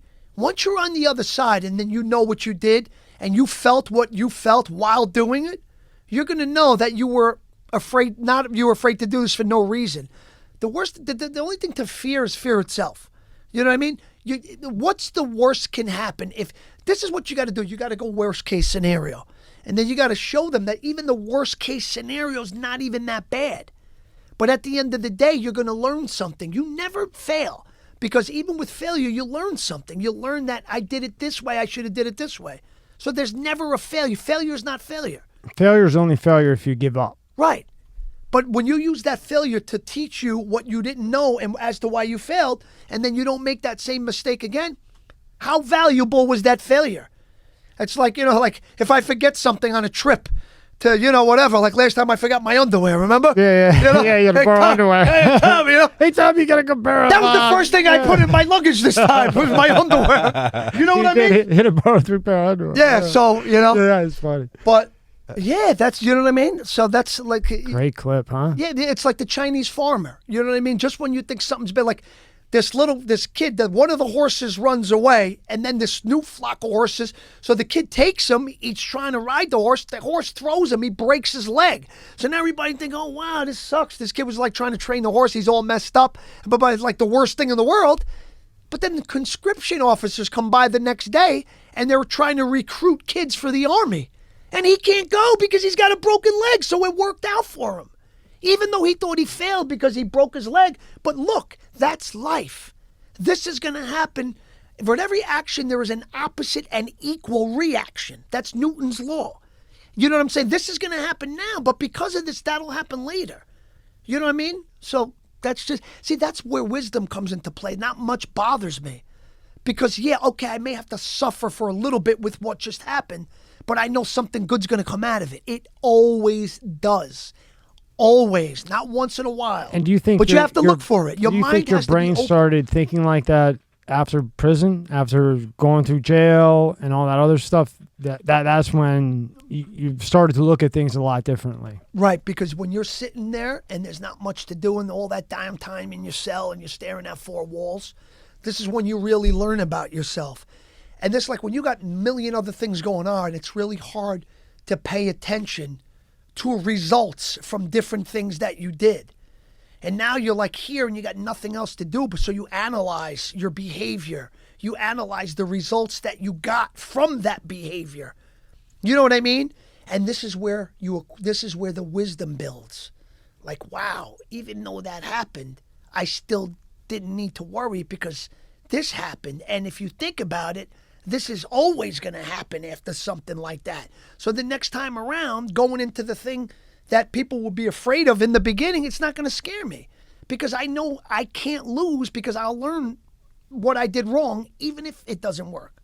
You know what I mean? So now, like when you were in Rikers and your mom got a call that you don't want, tell everybody what happened with that. Oh, with the OD? No. When you were in Rikers and your mom got a call, look, the lawyer had called. Oh. Yeah. Yeah. Okay. So this relates to. Well, yeah. Know. He couldn't call me because I don't. Right. Yeah, I got to. It's not like you got to, hey, my number's right here, cell 13. Can you please put me into cell 13? Extension 13 for the name, the number of my cell. B block. Make sure it's B block. Right. No, so my lawyer, Joe Tacopina, one of the best around, and I can confidently say that. One of the best trial lawyers around. I'm talking about in the country. He represented Meek Mills, A-Rod. He's top notch. And, in a case, discovery is what they call evidence, new discovery, stuff that's been discovered, evidence. Everything that happened from the beginning of the investigation to the end is the discovery. And that's when a trial lawyer is looking in there for something to be wrong. Right. If you have a good lawyer. He's looking word by word for one word wrong, because if there's one word wrong, retrial. Right, yeah, there's something. Or even on some kind of technicality, they'll throw it out. Forget retrial, they'll throw this. Either or. Yeah. So now, we had gotten a lot of the discovery. This, I got locked, it happened December 10, 2005. This was Memorial Day weekend 2007. So this is, a few years after. And I'm still sitting in Rikers waiting to go to trial. I sat there for 3 years to go to fucking trial. Imagine I'm found not guilty. That's 3 years I should have never did. In Rikers. Yeah. And then they give me bail. It's crazy. So I called my mom. L. I called my mom, and Rikers Island, you got 2 phone calls. You got a number 1 or a number 2. And number 1's 15 minutes, and number 2's 6. So as my mother knows, like when you're upstate, as long as you got money in the account and nobody's on the phone, you could talk all day. But Rikers doesn't do that. Rikers, you got that little bit of time, and that's what it What are is. you, 15 minutes? 15 minutes, and then you got a number 6. So as soon as I got on the phone, my mother said, no, call your lawyer. He called, right? So I said, all right. So Joe calls, and he said, he goes, Lillo, I think you got a great case, a lot of good evidence, a lot of good things, a lot of good facts. And, I got some of the discovery today, some really good stuff. He said, but there's one thing in particular that's causing a little concern. And, I'm like shaking as this guy's telling me this because I still have some hope. So he says to me, and Lillo, right now you're looking at a murder charge. Yeah, on a New York City police officer. Yeah. That's as serious as it gets. And I didn't even do it. I'm not saying that, I'm not trying to play the victim. Right. I was there and, my actions contributed to what happened. There's no doubt about it. We're more referring to you're looking at the rest of your life in prison. Right, for something that I didn't actually do, that I participated in, that no way in a million years should I have gotten life. When people say that, I'm like, yo, shut the fuck up. No, life. you are a participant. Think about if it was that your kid who was on drugs and he went along just to go get high, and this other guy does that. You think your kid should be in jail for the rest of his life? For some, shut the fuck up. I hate when people do that. It's like, put yourself in my parents' situation as if that was your kid. Do you think your son, who didn't have a gun, never got in trouble, only for drugs, should go away forever? Doesn't make sense. You could wipe your ass with that theory. It's bullshit. Okay, and that's why I'm here, because the jury knew. They heard all the facts, not what they write in the newspapers. That's all one-sided. And you were in New York, and you don't want. They heard the facts. They heard the facts. They heard the facts. And if it wasn't Christmas, I would have probably gotten off that whole case, because the jury sat on the case from November 24th until December 22nd. So their whole Christmas time was watching the trial. Yeah. So trust me, I believe they got to that verdict a little faster than they should have. It is funny that they actually think that the jurors go home and don't watch anything on TV. How do they not know about this case? They should. It was the biggest thing in the Bronx for a month straight after it happened. Like, you know what? I really think no way you didn't. I really think this, and every lawyer would say no, but I think it should be one day. You start at 7 a.m. and you go until you're done. And the jury doesn't leave. You don't leave until there's a decision. That way, nobody can sway anybody. I know there's a lot of evidence in cases and stuff. Or then, if you don't do it this will never happen. If you don't do it that way, then put them in hotels. Put them in hotels and watch. They did that with the OJ. As they should. Yeah, they did that because with the OJ. a lot of times you're talking about somebody's life. And one thing could influence them that isn't true. They read the newspaper. Yeah. Something that was wrote. They got to do a better job of that. It's one-sided, and then next thing you know, they're like, "This is what they're going to go off now." But like we were talking before we started. Think of that lady that gets all these cases overturned. That's just the ones that she, and it takes years and years and years. Think about all the ones that are out there. The woman from Making a Murderer. The second one. Yeah. Because they made the second one. That's one. But you were saying with my mom, right? So Joe says, but there was one thing. He goes, Lillo, they found your bloody glove on the windowsill. So I'm thinking I could beat this burglary. I never went in, and it was just like that wasn't my intention to rob. I knew the guy. But I'm like, damn, how the hell does that glove get on the windowsill when I was shot here? So now I'm worried, man. He said, so now I'm thinking, fuck, I'm going to go away. Shit, I'm going to lose this trial. I'm going to blow trial. Then when I called back, and this was like a defining moment in my life, because that few hours that I was just in the TV room, I was broken. Yep. From hope to hopeless in one phone call. And I'm just sitting in this TV room and I'm just broken. And then I remembered I wanted to use the phone. A few hours later, your time comes back. And I call my mother. She said, Lillo, call Joe. He called back again. He's got to tell you something very important. I said, all right. You're holding your breath now. He calls back. He goes, Lillo, turns out the glove with the blood on it was not yours. It was EMS. When they worked on you, when you came there, you all shot up covered in blood. I bet you wanted to go for a run for 20 miles, Let right? me tell you something. I almost wanted to become an EMS person. That person was my fucking hero. I would have wore that uniform proudly and gladly after that. But yeah, I was like, holy shit. But what I mean was it was a defining moment because I was sitting there stewing. But and then it worked itself out. So I learned holy shit, no matter how bad things get, they either work themselves out or it may as well have been worked out in your mind because now you deal with it better. But it didn't change, but the way you perceive it is different. So therefore it did change because the effect is different. It doesn't have that effect, even though it's still the same shit.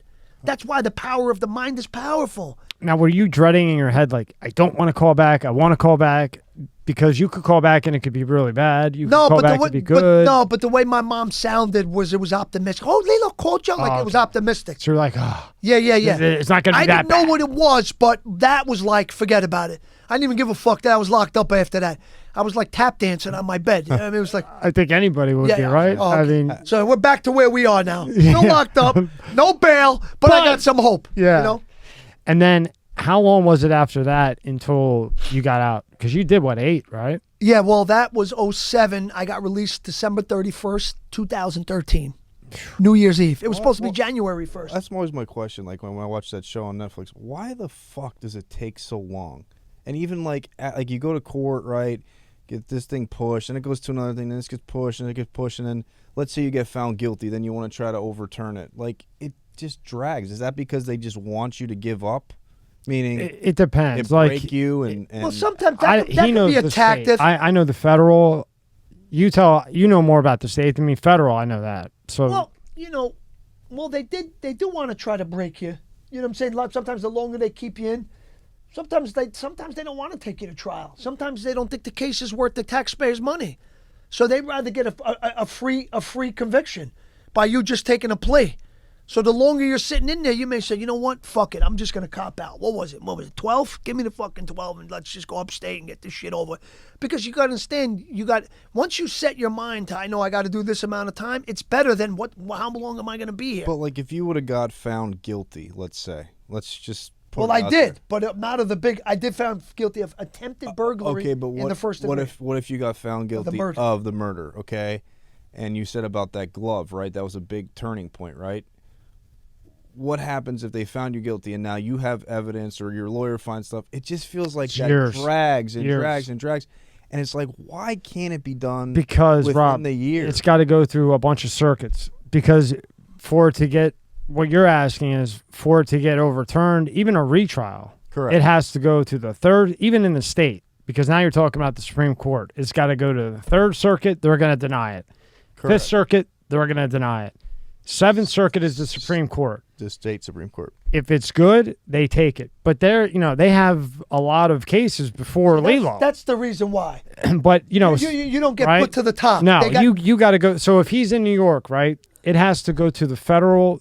It's always the Third Circuit. But wherever the Third Circuit is from New York and the Eastern District of New York, or wherever he got hit, it has to go there first. It has to. That's New York, so automatically it's going to get denied. Then it goes to the Fifth.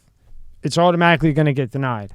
Then it goes to the Seventh, which is the Supreme Court, and then that's when they actually really look at it, right, Lillo? I mean, they look at it. But if you're in there that long, let's just pretend again. Like I watched that show on Netflix, Making a Murderer. I think that's what it was, and the kid didn't do it, right? He was in prison for like 10 fucking years. He went in as an 18-year-old and came out as more than that. He came out like a 30-year-old.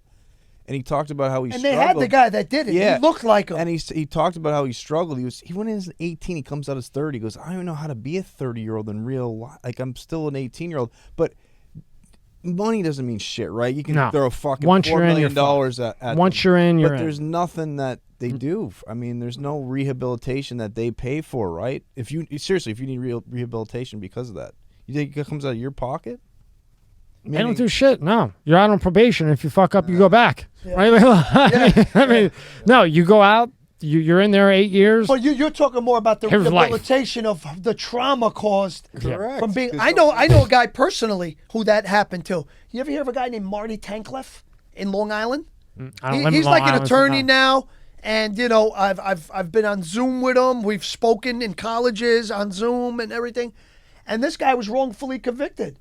He went away 18 years old for killing both of his parents. Yep.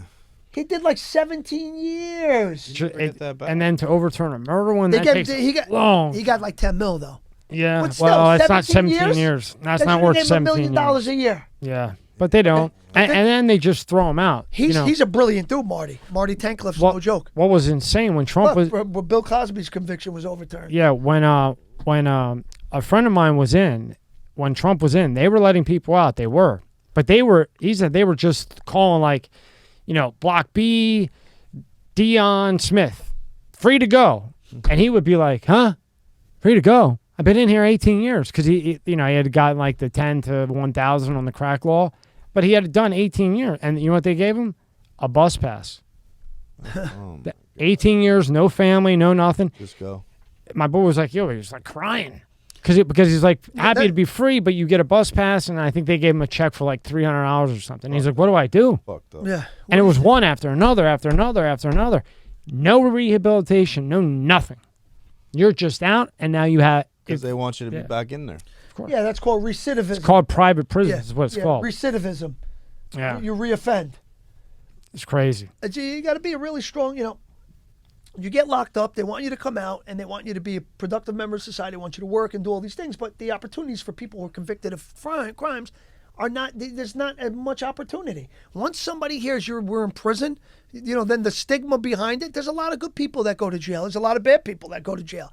But there's a lot of good ones that do get rehabilitated and come out and want to make something of themselves.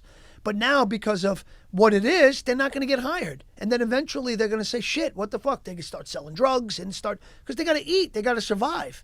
And a perfect example. But then again, you can't blame somebody who owns a company or business to not want to hire somebody who was a convicted felon. Because this fucking person did this once. How do I know he's not going to do it when he's working for me? That's why when you're done with your time and you're done with your probation, everything should be gone. You paid your debt to society. Right, and as far as I'm concerned, that was the sentence imposed. Correct. So anything further where you're fucking with me, it shouldn't happen. I wasn't sentenced to 10 years incarceration, 5 post-release, post-release supervision, and a lifetime of breaking my fucking balls and bringing up shit that happened. I understand, it's very serious. And forget about the breaking the balls. How about a lifetime you can't live in a gated community because you have a felony? You won't get approved by the board. You won't get this. No. It's like, you will not get a high level job unless you know somebody with a felony. If you don't know anybody, you're not going very, very high up if you have a felony. You got to know somebody. Would you agree with that?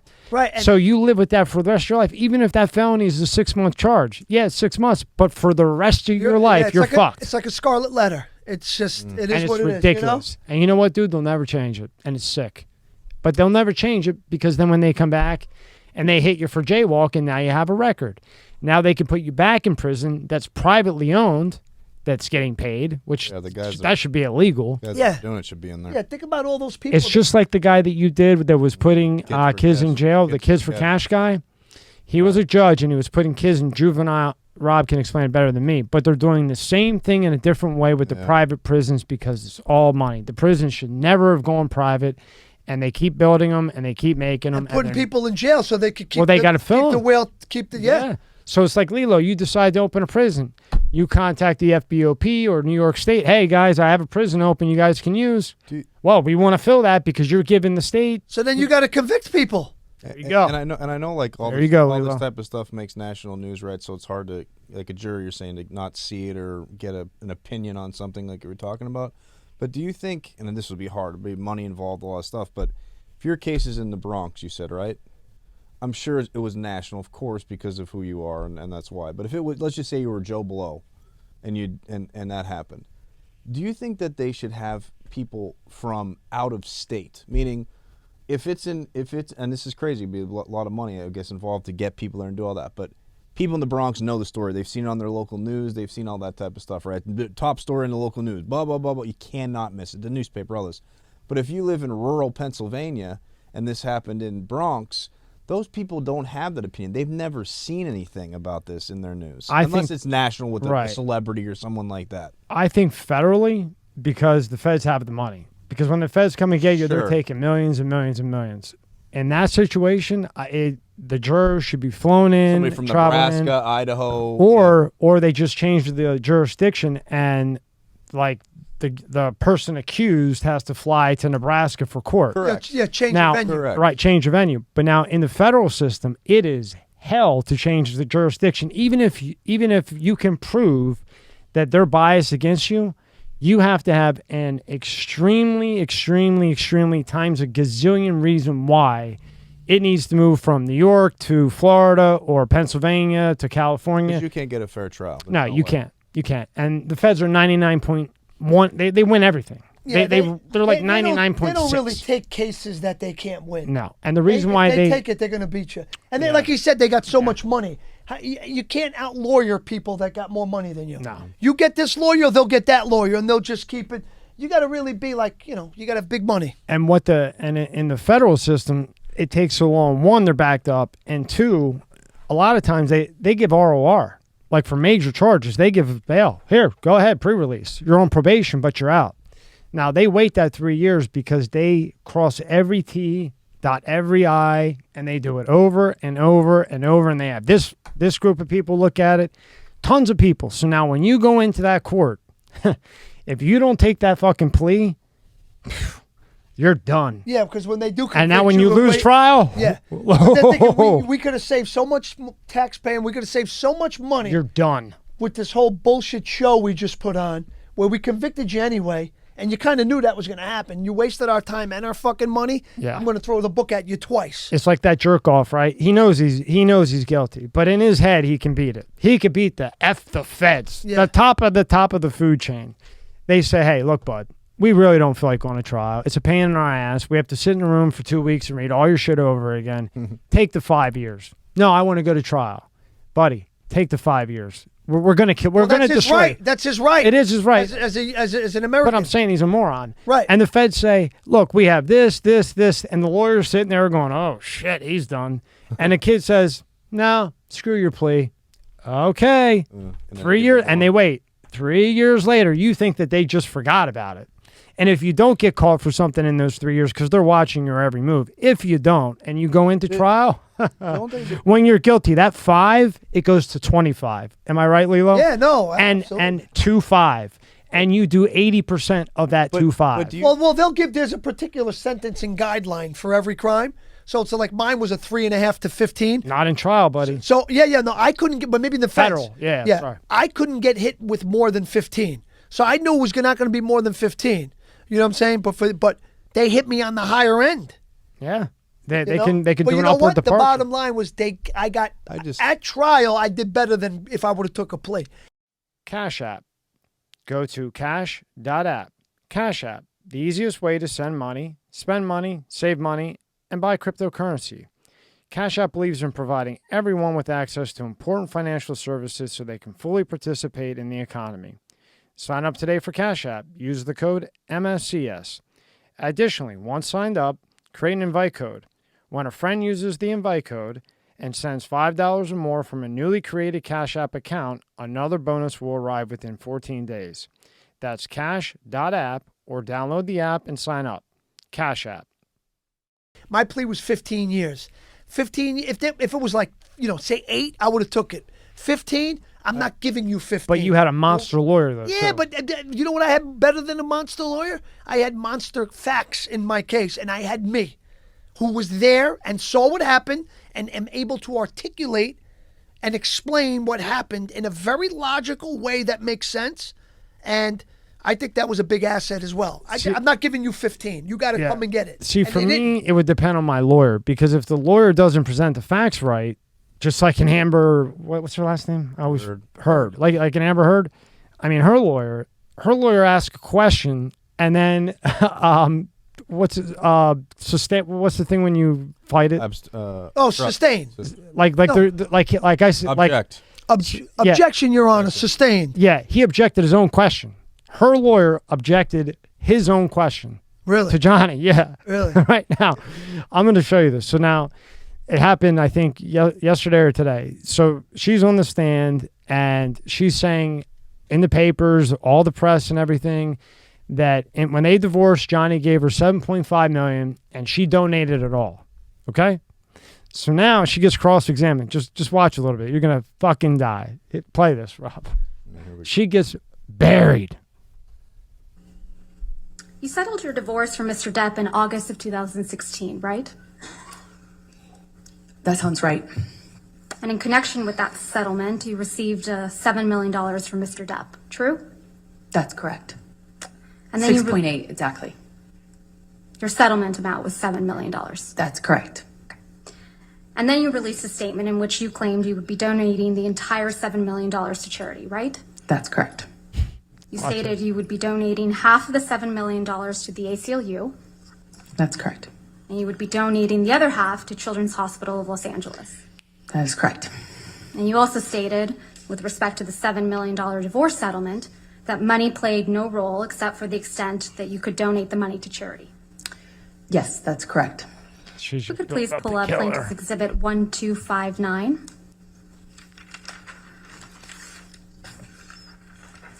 You can fast forward a little bit, Robin. They start drawing. Maybe go like 2 minutes ahead. You got to see. Just keep going. Keep going. Play it there. He could do that, was fine with me, but he would need to pay the adjusted amount. Ultimately, the rest of the $7 million divorce settlement was paid directly to you, right? Over time, yes. And Mr. Depp didn't end up paying the rest of the $7 million divorce settlement directly to the charities you identified. That is correct. He paid the installments to me. You stopped that from happening, didn't you? I don't understand what your question is. I'm sorry. You stopped Mr. Depp from paying the charities that you had named directly. That is incorrect. I said if you want to pay the charities directly, pay the adjusted amount, or pay as per our agreement in the settlement or in the divorce, as per our agreement. You also and he chose to do the former, not the latter. I mean, the other way around. Is she high? You also publicly stated that the $7 million divorce settlement should be paid to the charities immediately in full, right? If he wanted to pay it in the way that he was suggesting, yes. And you said publicly that the payments to the charities should not be drawn out over many years, right? I said that I don't recall the exact words that I used, but basically that he shouldn't use this as a novel interest in getting a tax break. That if he wanted to do that and not pay me the settlement, that was fine, but he would have to pay the adjusted amount and not make it, a commitment he would not fulfill or try to avoid in some other way. And that's because you wanted the entire world to think that you were donating every penny of the $7 million divorce settlement as soon as you received it. Not good for you. From Mr. Depp. Isn't that right? No, I was going to be receiving it in installments, and I would be paying in installments the donations. In fact, you released a statement in response to Mr. Depp's $100,000 donations to the ACLU and CHLA, didn't you? I don't recall. Let's see if we can refresh your recollection. Please pull up. Is that great with the statement? Let's see if we can refresh your memory. Fast forward to like 5 minutes when they really, because did you see that when she did that? Yeah. She's definitely on that blow, right? She pushed down on one. Admitted. And you could see her going. She wasn't blowing out. She was pulling. You get it to about 10. Yeah, right about there. 260 in evidence over objection. Thank you, Your Honor. Now, how would she get that in the courtroom? Statement reads, Amber Heard appreciates Johnny Depp's novel interest in supporting two of her favorite charities, the ACLU, American Civil Liberties Union for Domestic You think her Violence, memory got refreshed? and the Children's Hospital of Los Angeles. This is great and unexpected news. And it continues. However, if Johnny wishes to change the settlement agreement, we must insist that he honor the full amount by donating $14 million to charity, which, after accounting for his tax deduction, is equal to his $7 million payment obligation to Amber. And it continues. Fast forward another 5 minutes. We would also insist that now, the full Lillo, amount... why wouldn't... Now, her lawyers have to know that this is going to come up because she said she donated the money. She never did. She said she was going to pledge it, never did. Now, her lawyers have to be in a cave to think that Johnny's lawyers are not going to bury her on this. Yeah.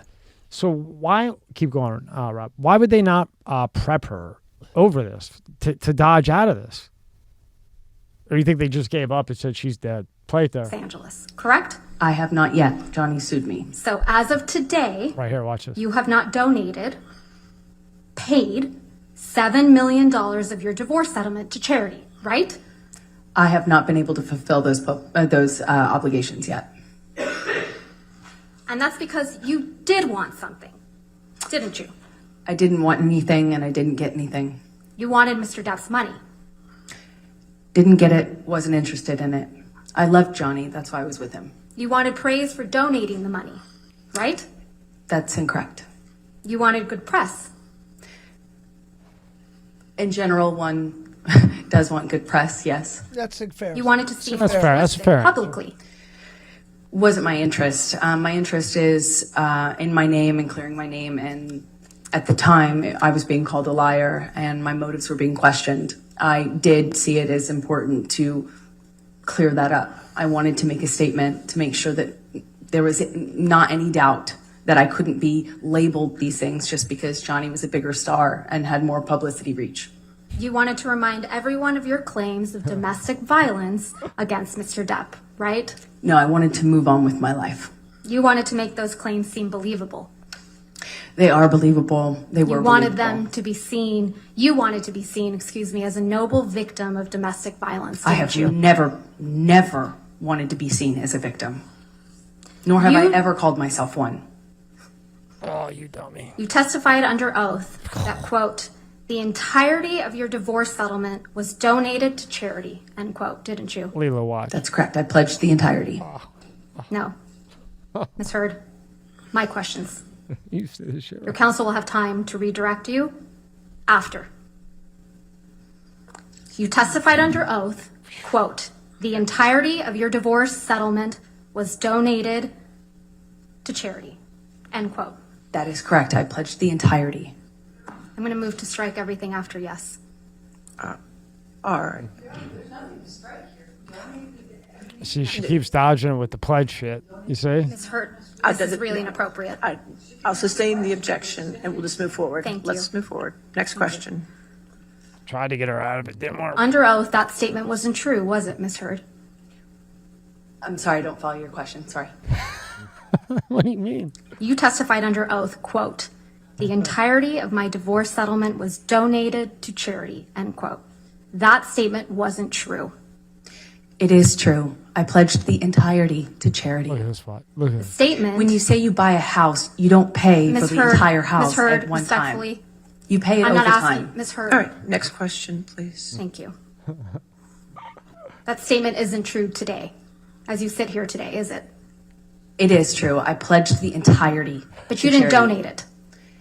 Unfortunately, You didn't donate it. It's a yes or no. I haven't been able to to fulfill those So that's a no, obligations. right, Ms. Hurd?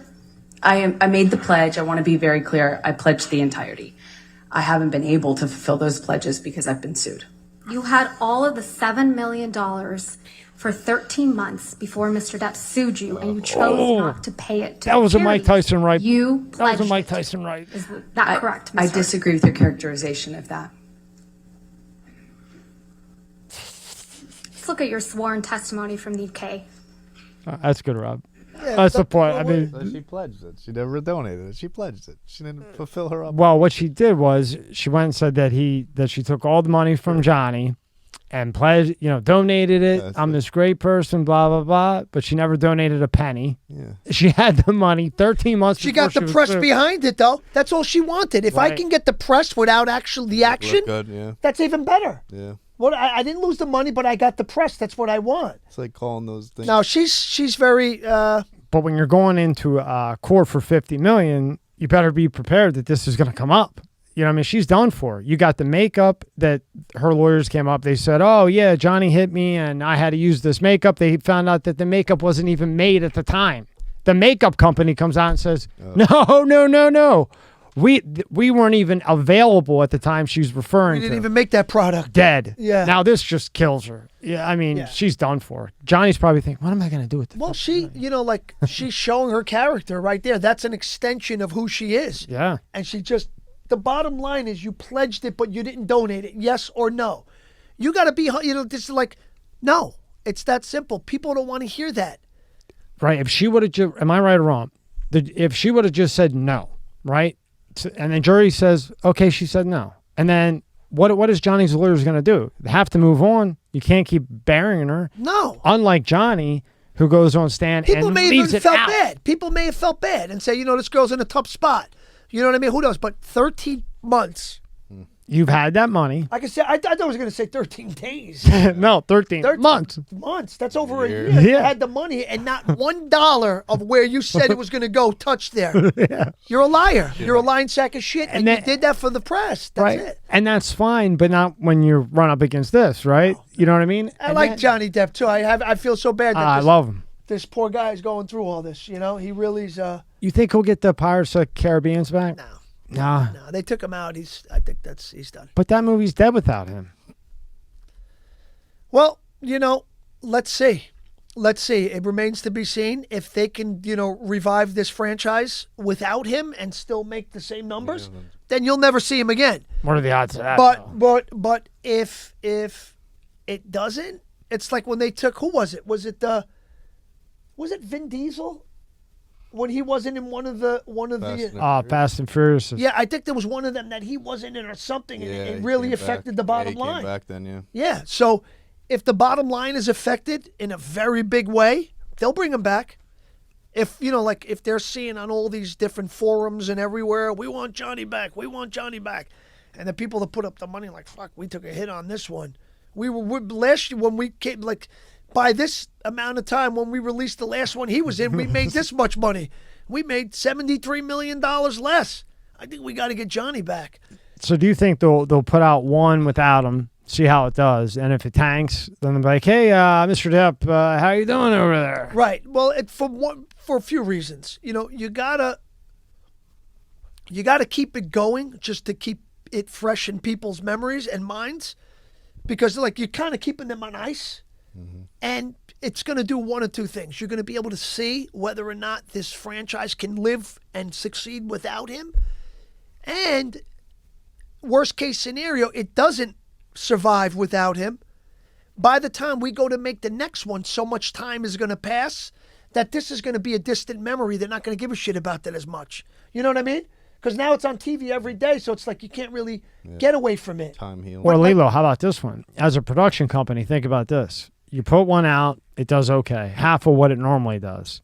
Now the next one, you bring him back and you promote it. Promote it. Oh, now it will fucking break records to the moon. You never know. It could be a strategy too. That's what I mean. It could be a strategy. They may be using this because I don't think this guy did anything wrong. Me neither. This guy didn't do anything wrong, Johnny Depp. I've never heard one person say anything bad about it, other than he likes I'm not saying it's cool to smack the shit out of your wife. I've never done that.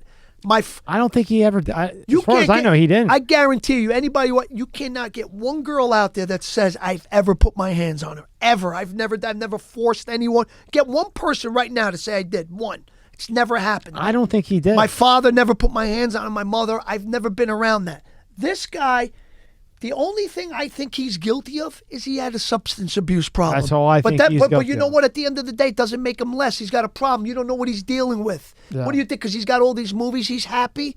You don't know what this guy, you don't know the cross he carries. Well, they don't have one fact that he did anything. No, he's got about 20. Yeah, he's a substance abuser. That's it. Get him rehab. And he stood in touch. And he's a fucking awesome actor. Yeah. You know the balls this guy's got? He never plays safe. He plays all these different roles. He played Donnie Brasco. He played Black Mass, Edward Scissorhands, Sweeney Todd, Alice in Wonderland. The fucking guy's one of the best ever. He's one of the best ever. I love Johnny Depp. That's got to play with your head, too. Edward Scissorhands to Black Mass. Wow, you want to talk about I'm going to that see with the first. steak. He goes, I got to pick up. I got a bone to pick with. I'll tell you, he's up there with DiCaprio. What the fuck did you marinate this steak in? He's up there with DiCaprio. I think he's just as good in a different way. That's what I mean. You can't compare. One's a pear and one's an orange. You can't compare them. Right, just its skill. They're both fruits, but I think I can't say who's really better. I mean, they're both on relatively equal levels. Yeah. I respect both of them immensely. I mean, I love both of them. I think they're both great actors, and I can't really say who's better.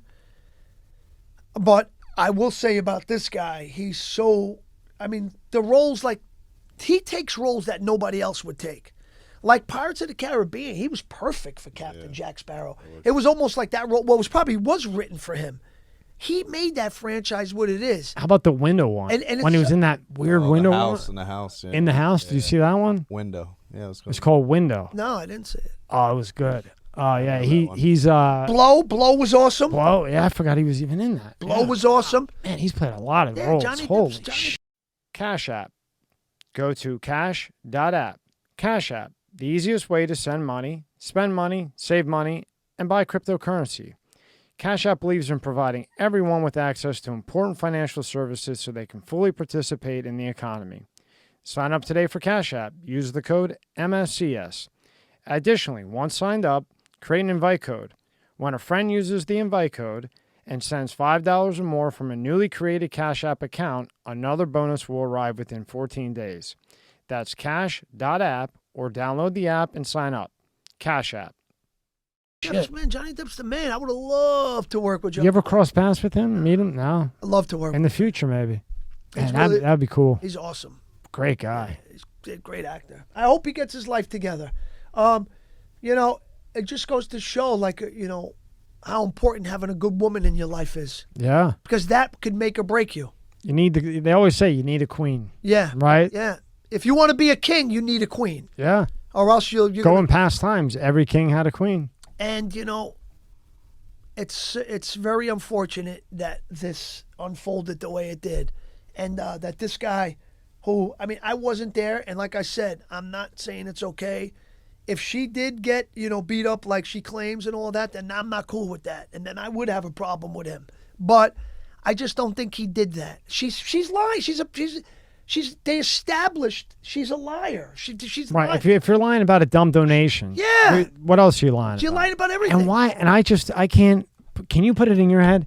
This is a $50 million case. God knows how the lawyers might have done a pro bono just for the attention. I'm pretty sure Johnny paid for those lawyers because those guys are monsters. But can you wrap your head around why her lawyers wouldn't just take think of something? Yeah. She's already been killed left and right. I gotta say, maybe the lawyers did suggest, and she was just probably like, "Fuck it, no, I want to take this stand, and that's what I'm gonna do." Like I'm Amber. Well, what was it? She was good in the movie. In that one movie, she played. It was like Ice something. It wasn't bad. She's either that or maybe sad as I say this, but maybe the culture that we're in now, they just thought this. It'll sway everybody this way because the culture we live in now with certain things that happen, toward a woman, that they might have her back before Johnny's.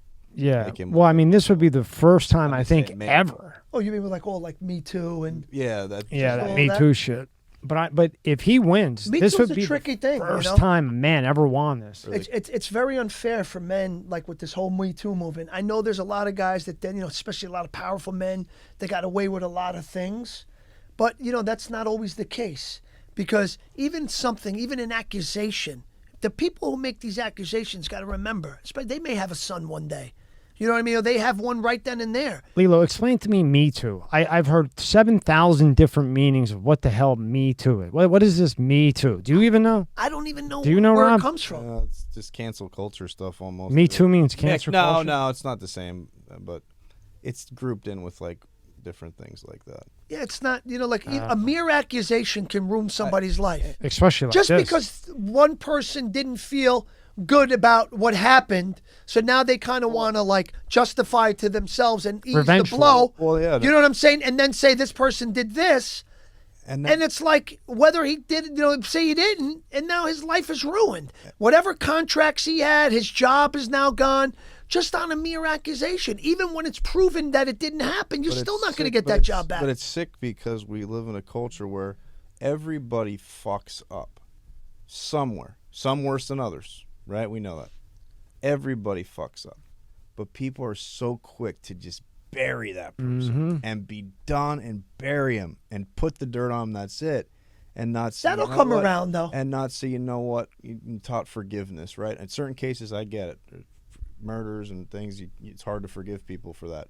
But there's no forgiveness or, hey, you can make a difference. You can change the world because of a mistake that you made, but they just want to bury people.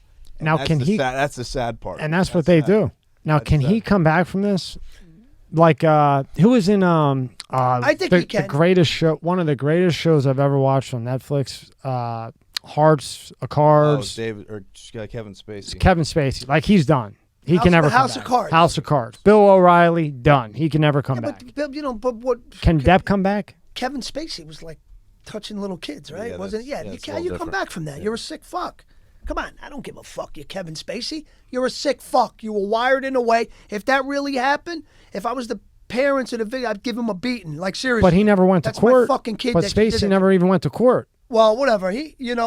But this guy, I think he can come back. I think that after hearing all this shit, he's the victim. He's the victim, and people are going to feel bad. And I think in time, I don't think anybody hates this guy because of what happened. If you're somebody that hates him based on this, you're a fucking idiot. Okay? I think he didn't do anything, and that girl's lied so many times. She's a liar. If you're right, you don't have to lie about anything. Like in my case, when I got on the stand, there was no lying. I told the truth. You can't prove something that didn't happen. I think Johnny, like, sometimes he giggles and he seems like such a lighthearted, good guy. Yeah, like, he was laughing at our lawyer. Yeah, but it's you like, could not. But it's like, how the fuck did this happen to me? Yeah. You know? I think it's going to take a little time, like you said. Time heals all wounds. I think the next Pirates of the Caribbean doesn't do as well. Time passes. Johnny's back. Yep. And I think he's got more support now than he did before he went in. Because you know what it is? This whole thing humanized him. Yep. And before, he was like that good-looking movie star. Right, and then they would show the untouchable. crazy band shit. And now they talk, they know that this guy had shit on his bed. But people always like a tragedy, the fall of what is it called? The fall of the hero, the character. The fall from grace. So fall from and then grace. the comeback. But they like that, but some people too like it the other way, where in let's say for your instance, they just loved to see it. That was like, it made their day. Like, this fucked guy, up. this is awesome. This is so sick. It's sick is what it is. Yeah, because those people have been hurt. And they're hurt, so they want to hurt you. Hurt people hurt people. People that are not hurting have no reason to hurt the other person. Correct. That's the bottom line. If you're hurt, you want to hurt. That's it. Because I know when I'm hurt, I sometimes hurt. And I got to work on that shit myself. And I do these videos because sometimes I need to hear them more than the people that are listening to them. But you know what I mean? Hurt people hurt people. When you're a scumbag like that and you want to see bad things happen to people, you're a scumbag. And somewhere along the line, somebody hurts you. And this is why, until you're at peace with yourself and you let it go, when you forgive, it's for you, it's not for them.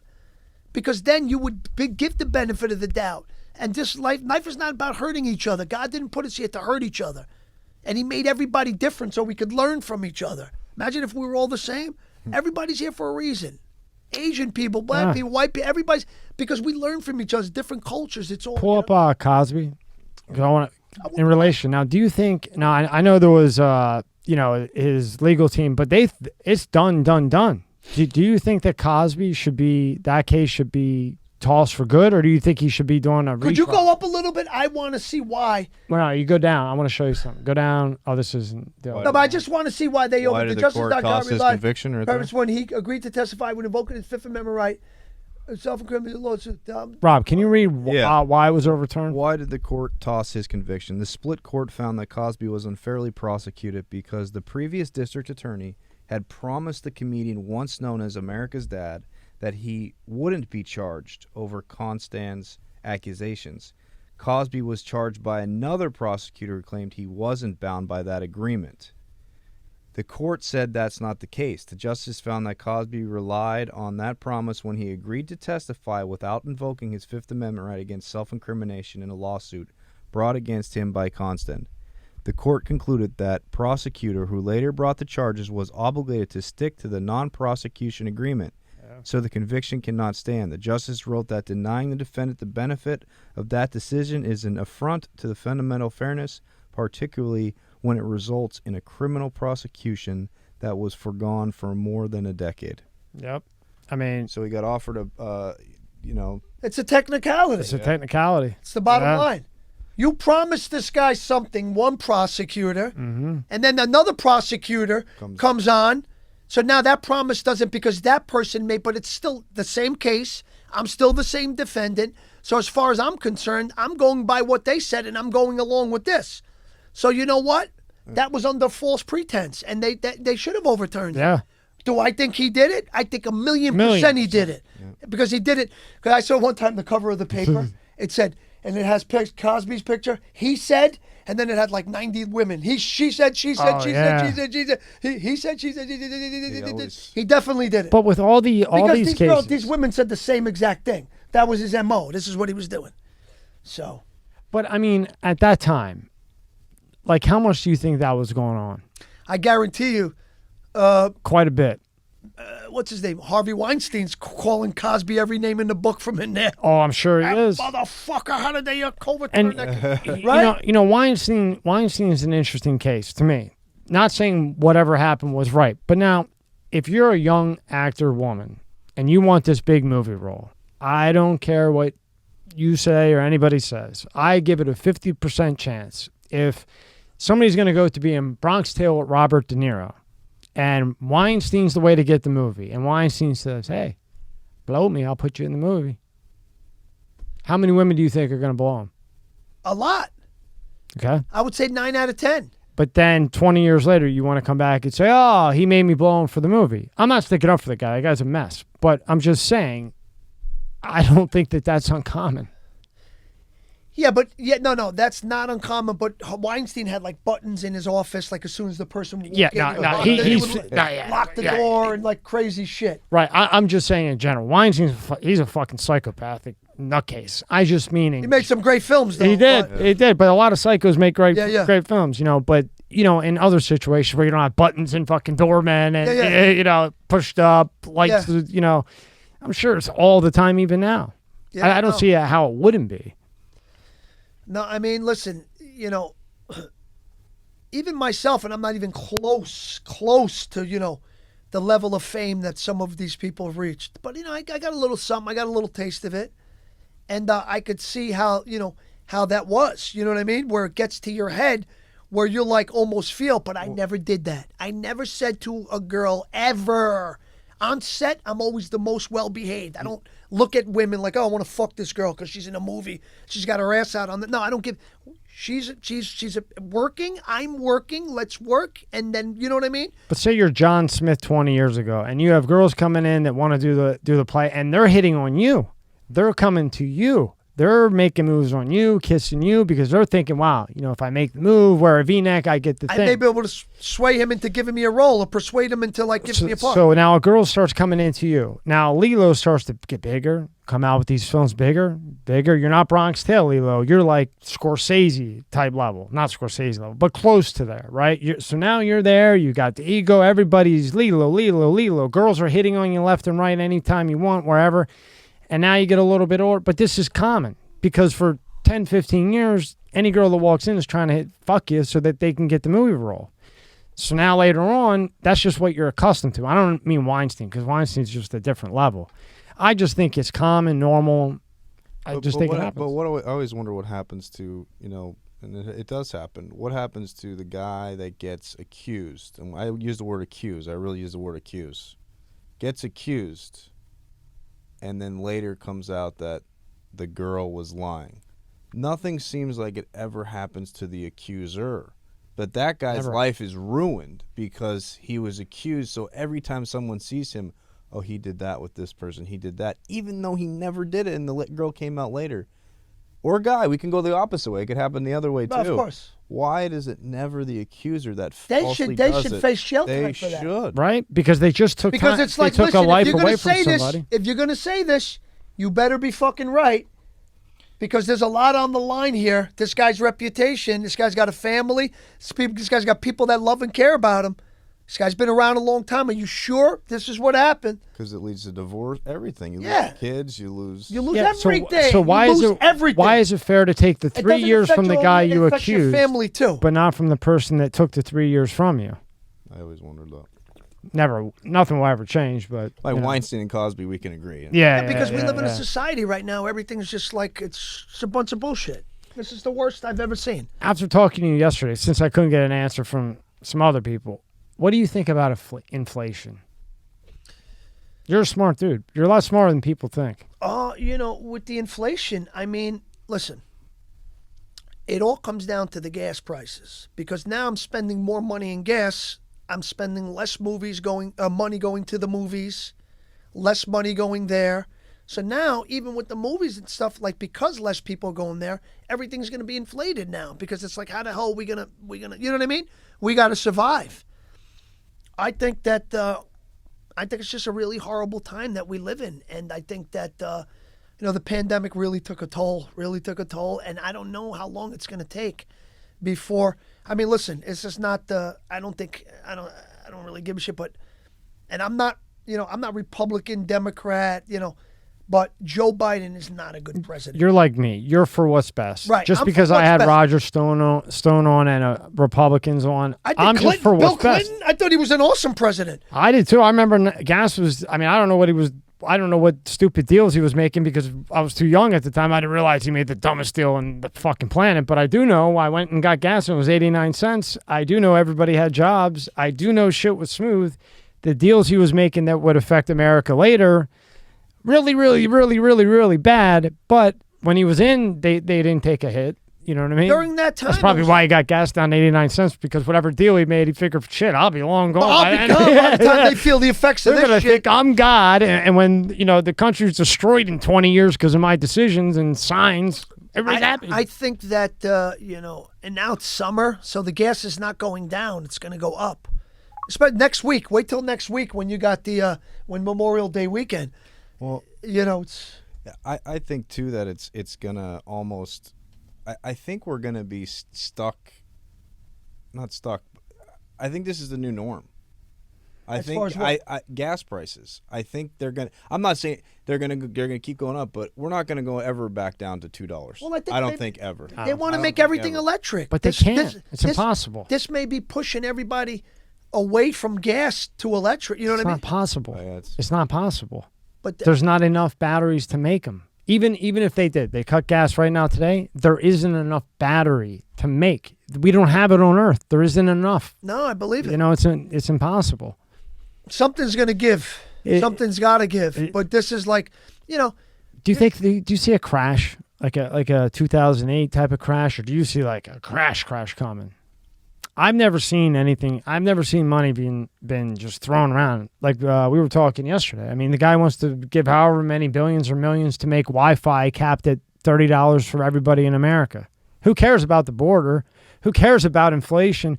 Who cares about Russia, playing with nukes? Yeah. Oh, hey guys, $30 for fucking Wi-Fi. Let's just spend another $10 billion to add to the $17 trillion I've already spent. And then the only people that suffer, honest to God, are either the I don't know if there's a middle class anymore. I don't really think there is. They are the poor. They're the only. I mean, they not even the poor, but the middle class. They suffer. I mean, if there still is a middle class, they're the ones that suffer. Always. The rich can afford it no matter what, and if you're, Yeah, the rich, that little difference, if it's a bigger, it's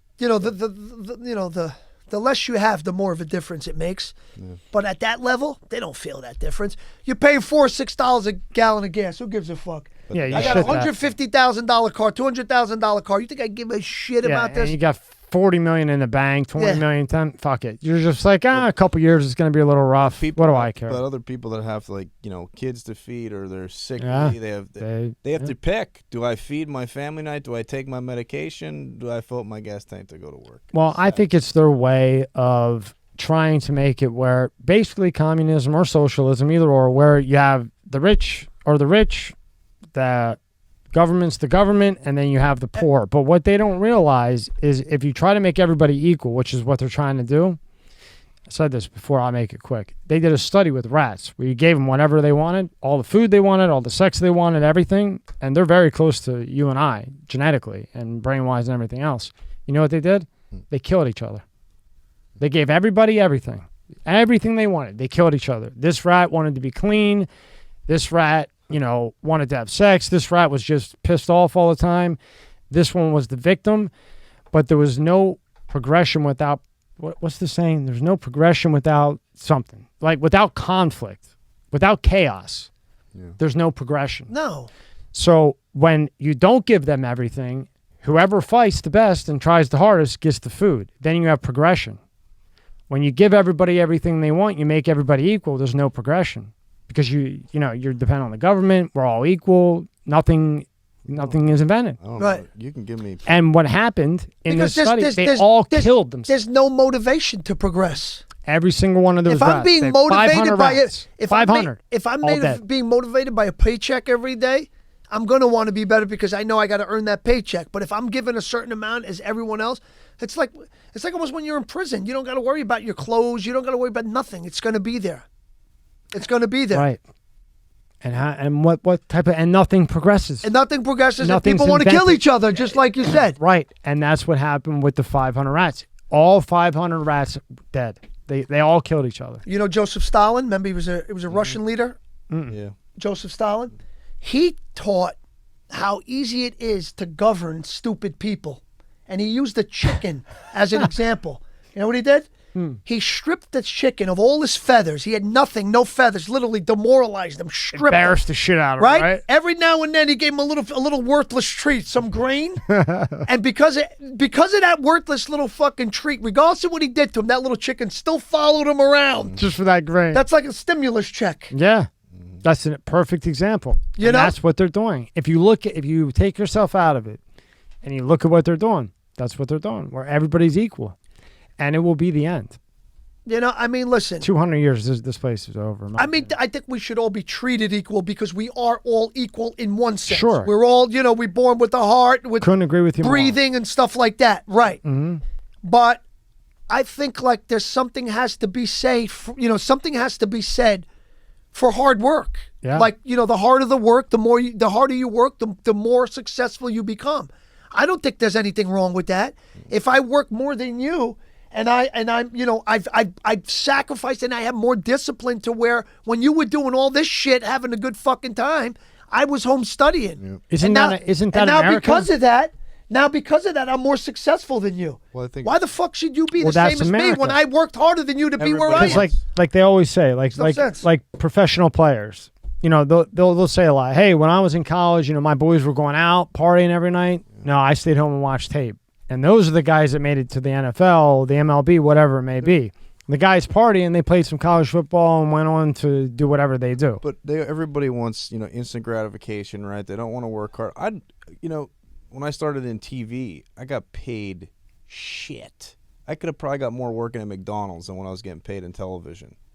And you go up the ladder, you work your way up and go to a bigger station, and move on from there. But some people get lucky too. Some people, there's abnormal, whatever you want to call the abnormalities to everything. Like there may be some athletes that go out and drink every fucking night and party every night and go out and throw 40. Michael Jordan. But not everybody could do that. But there's always an abnormality. Some guys get lucky. You talk about golden spoon in their mouth all the time. It happens. Whatever, that happens. But you got to work hard to get your luck will run out, though. Correct. If you're living like that, Correct. drugging and drinking, your luck's going to run out. Correct. That shit don't last forever, But you were wrong. Brady came back. I had to get you. Yeah, but you said he wasn't gonna. But listen, your money was when he wasn't gonna, and you thought if he did, he was gonna go to New England. No, I didn't say that. I didn't think, he went back with Tampa Bay because Tampa Bay has a good line. Without an offensive line, Brady's not even close to what he is. Oh, of course. The Giants proved that, I mean, it's hard to say he's not the best. We went through this already. It's really hard not to say but I think, I don't know, I think Dan Marino could have been just as good, if not better than Brady, because he did a lot more with less. And he did it before the rules were changed. Yeah, the rules are all. Come on, bro. Brady threw 48. I mean, Brady threw 50 touchdowns with the new rule change, and Marino threw 48 before, when the league was real football. It wasn't two-hand touch like that. Yeah. They throw a Isn't flag. it like two-hand touch? Yeah, they throw a flag for every. I don't even watch it really Yeah, anymore. they throw a flag for every bullshit. You know what I mean? Marino, those guys. Elway. Think about Elway. Yeah, Elway's. Elway didn't need a line. He comes out of the pocket. You know what I mean? And I think he's the most underrated quarterback. I take that back. I said last time Peyton Manning. No, Elway. I think he's the most underrated quarterback. He took a lot of hits and was a beast. Yeah, no, I think Peyton Manning's a very good quarterback. Absolutely. I don't think he's great. I think he's a choker. I think he choked in the Super Bowl against Seattle. He choked in the Super Bowl against the New Orleans Saints. He's a choker. You know who everyone forgets about too? And I'm gonna see if you can guess who it is. Probably pretty easy when I give you the clues. 4 Super Bowls. Oh, Terry Bradshaw. No. 4 straight Super Bowls. Was it straight? No. Correct me if I'm wrong. 4 Joe Super Montana. Bowls, lost 4 times. Oh, Brady. I mean, Jim Kelly. Jim Kelly. I never won it. 4 Super Bowls? I would have won fucking. I would have 4. I mean, he had Thurman Thomas. He had some good defenses there, but Andre 4, Reed, Cornelius Reed. Bennett. Remember Bruce Andre Smith. Reed? Yeah. Wow. Bruce 4 Smith. Super Bowls. That's hard to get to 4. Yeah. He didn't win. Don't get me wrong. Jim Kelly's an know, underrated was it 4 in a quarterback. row? Now I I'll think look it up. may be. I'll Yeah, look it up. Google that. Did they get Brock back? Tampa? Did he sign yet with Brady? Gronkowski. Yeah, Gronk. I always fuck. Yeah, Gronk. I don't know. I know he was. I on know. the I know call. who represents him. I know him very well. Henry Penzi. Yeah. He's a good friend of mine. He represents Gronk. Say he's come back. Yeah. He's gonna come back. I mean, if Brady comes back, I mean, look, he went to Tampa Bay because Brady was he'll go back. I don't know how. He's got to be in a lot of pain. He's had a lot. Brady almost won that game. Did you see that comeback last year? He ran out of time. I know. He's still good. I know. It's just like, come on, listen, you're not going to win them all. I could see Brady come back and win again next year. You think so? Yeah. Who do you think will be in the Super Bowl next year? Can't you think? Man, that's tough. I don't know if the Rams will do it again, but it's unbelievable what Matthew Stafford did. Yeah. A good team, huh? Yeah. And Out the of Bengals. all those And years. the Bengals. I didn't think the Bengals were going to get to the Super Bowl. Yeah, no, Joe's no joke. No, he's no joke. No, the Bengals are you know, they're going to be good for years to come. Whoever picked them in the beginning of the season, and if they bet, they want a lot of money. Okay, here we go. Jim Kelly's downfall, though. Here we go. In his 4 Super Bowls, Kelly completed 81 of 145 for 820 yards, 2 touchdowns, 7 Yeah, he interceptions. throws the picks. That's So, a I mean, choker to me. But still, 4 Super Bowls. Like, that's hard to do. But then it says his 81 completions are the fifth most in Super Bowl history, behind Tom Brady, Peyton Manning, Kurt Warner, and Joe Montana. I mean, Kurt Warner's a hell of a story, huh? Yeah. What was he working at? Bagging groceries. Bagging groceries, and then wins the Super Bowl. And then wins the Super Bowl. Fucking good for him. Yeah. Fuck. Yeah, 6. So Yeah, Kurt Warner, they made a movie about him, didn't they? Yeah, They should. I mean, the guy was bagging groceries and wins a Super Bowl. One thing about him, He was raw. Like, he had to work for his town. No, but I'm saying he always hit his receivers in stride. Yep. He was always, as they were running. Remember what they had, though? He had what was called the greatest show on turf. Well, in my opinion, he made it the greatest show on turf. Well, you got Marshall he wasn't Faulk. afraid to get hit. Marshall Faulk was an all-purpose back. He'd catch passes, run. Hakeem, Torrey Holt. Isaac Bruce. Isaac Bruce. That was called the best show on turf. I forgot about Holt. Okay. Holt was a huge part of Okay, so now this is when Brady, that was the first team, that was his first Super Bowl. Yeah, they lost. Okay? That the odds was stacked. Yeah. New England was not supposed to win that. Yeah. That was all Bill Belichick. This is why he's the great coach. He knew this team, they're going to catch passes. They're going to make plays. That's what they do. Like, you know what I'm saying? Okay. So now, every time they make that play, I want you to punish them for making that play. Those defensive backs were hitting so hard that game. Yep. They were killing those receivers. I remember that one. To the point where, you know what? The receivers were afraid to catch the ball.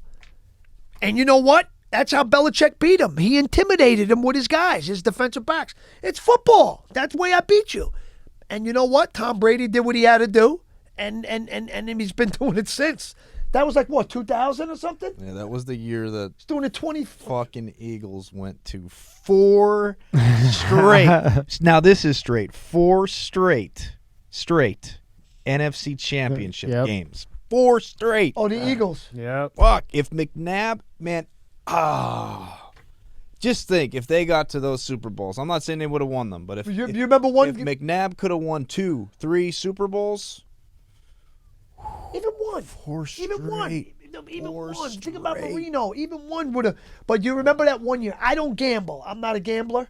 But I used to go out to L.A. beginning of the year for like pilot season and everything, and I was out there for the Super Bowl. And I got friends out there. They gamble and stuff. I only gamble on the playoffs. I like this. I'm like, I put it this way. I squeeze a quarter to the Eagle screams. I'm so cheap.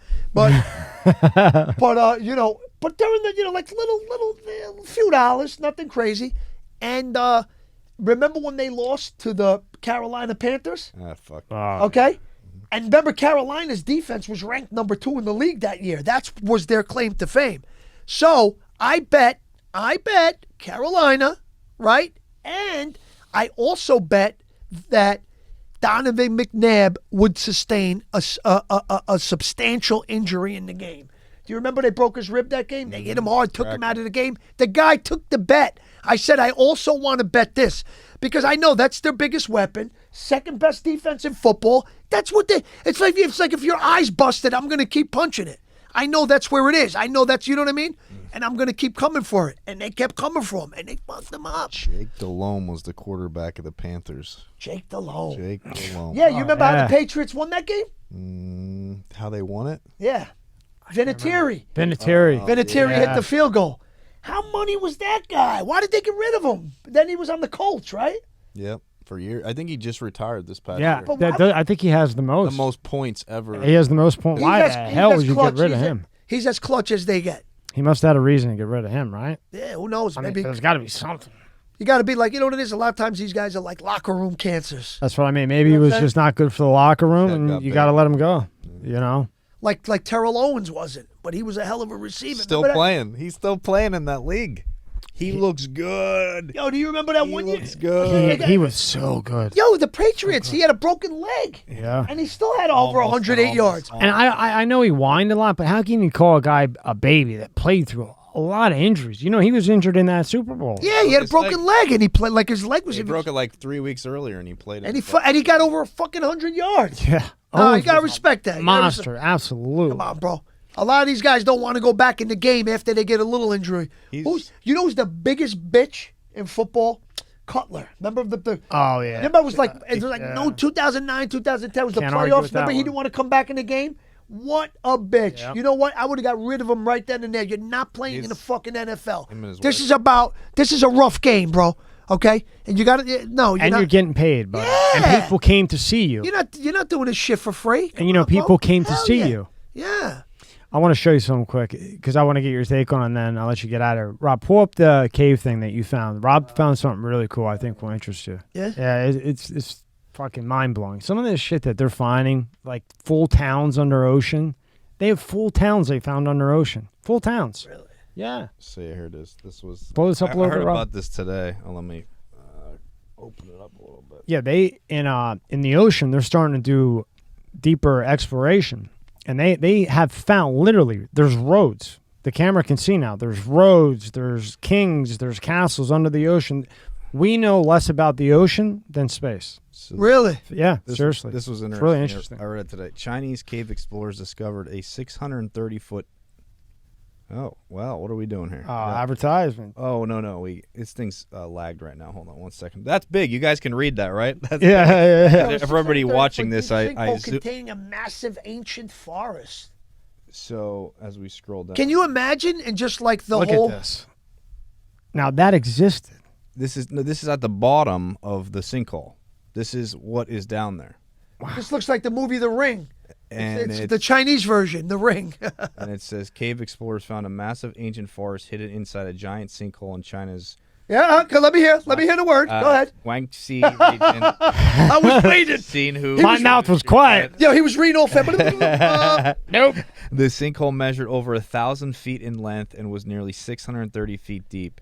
Zhang, a senior engineer with the Institute of Karst Geology at the Chinese Academy of Geology, told the Outlaw this month. The explorers rappelled down more than 328 feet into the sinkhole before trekking for several hours to reach the bottom. At the sinkhole floor, they find a primeval forest with ancient trees, 130 feet tall. Wow.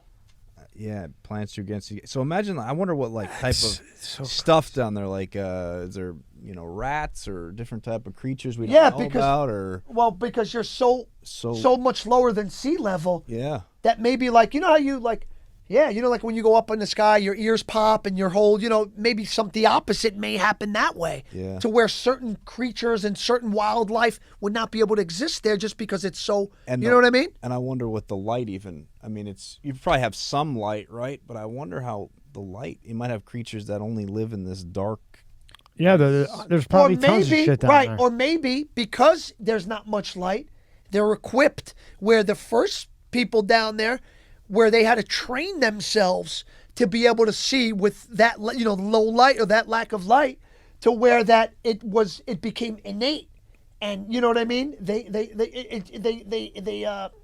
They inherited, just from doing it, it became an innate ability. The body naturally adapted to its environment, so the eye might have been over here where the fucking sun comes in. You know. So now this wiring to be able to do these certain things is now in me, and this other person. So now when I have offspring, now this person's able to do that, and then I think with every new. I think generation. I think it's going to get better and better. Well, just like, and they're finding all kind, because now they have the technology. Why I really think they're releasing this now to throw off the news, because you never heard about UFOs before on the news. You never heard about stuff like this. So it's almost like they're pulling things that they would never let the society know. As a diversion. Yeah. Because they just found, they call it a short-faced bear. And on that, it's a bear, and its arms are only to here. They just found it. They say it's fucking 400 million years old, and it's part of the dog family. They put it in with the dogs. Canine. Right. So, of course, a lot of scientists don't want to... a lot of scientists don't want to accept it, but now they're saying that there's bears that then, evolved eventually to wolves to dog. So look at that. Can you blow that picture up? Yeah. That they found the fossil or the bones. That right there? Yeah.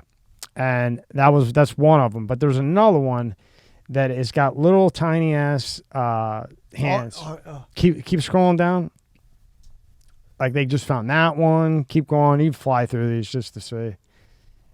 But it's just the point of that is that they're finding all these creatures now that they've already known about, but they're releasing it now, and there's just so much we don't know. Makes you realize how small you are. Yeah, think about if you go out into these other planets. What exists? I don't think they're there for no reason. There's something. There's got to be something there. Well, they. Pull up that the Milky Way one. I mean, listen, I've seen UFOs. I don't give a shit. I've seen there. Here you go. Read this, Rob, because you're the best reader. Just takes a second. We're lagging here today. Yeah. All right. So, Milky Way may be home to other Earth-like planets with oceans, continents. From Copenhagen, Denmark. New discoveries reveal the Milky Way might be swarming with planets containing oceans and continents like on Earth. Data suggests all planets in our galaxy once contained water during formation that could point to the exact locations of other life forms outside of the solar system. The previous assumption was that planets like Earth get their water by chance if a large ice asteroid hits. Now research from the University of Copenhagen reveals data to show Earth actually grew by capturing masses of pebbles filled with ice and carbon, which are known to orbit around all young stars in the galaxy. So basically they're saying that they are seeing Earth-like planets in the Milky Way. That's like the one that you can look up and see sometimes. Yeah. That there's Earth-like. Before they thought it was at the Z galaxy, which is like light years and light years away.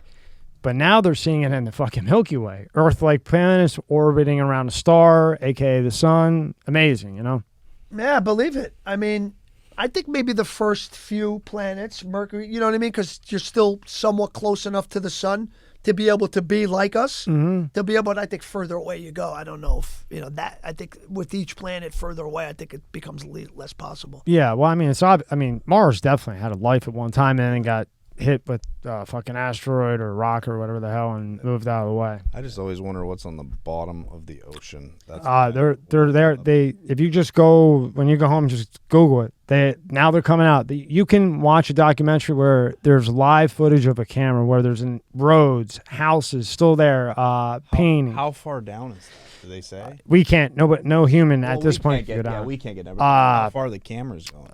Thousands of feet? Thousands? A gazillion. A number that I can't even say. How far do you think that goes down, though?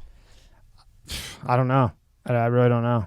I mean, it's uncomprehendable, Well, they just mentioned it, so I think, within the next 6 months, I think we'll know a lot more. I think they're going to get further into this.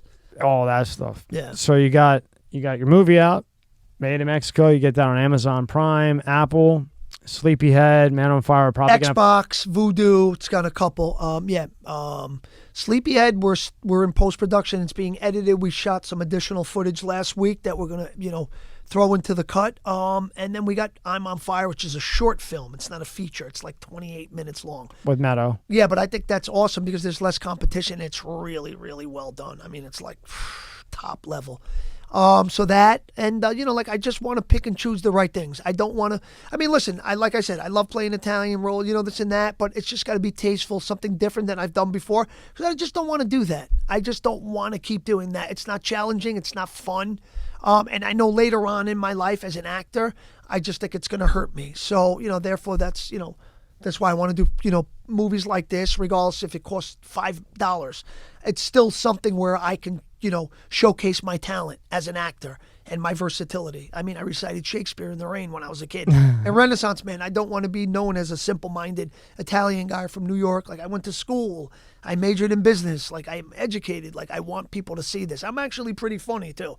And they I never really get cast in these type, but this is what if I don't get the roles, I'll create them. That's the beautiful thing. It does, you can make a movie for a couple of $100,000. It doesn't need 150. I've known movies at 150 million that suck. And then you get ones that didn't cost a lot that win Academy Awards. I know. So, and then you look them up and you're like, wow. Yeah. For me, it's not about what I'm going to post. Like, oh, look at my new movie. For me, it's about being fulfilled.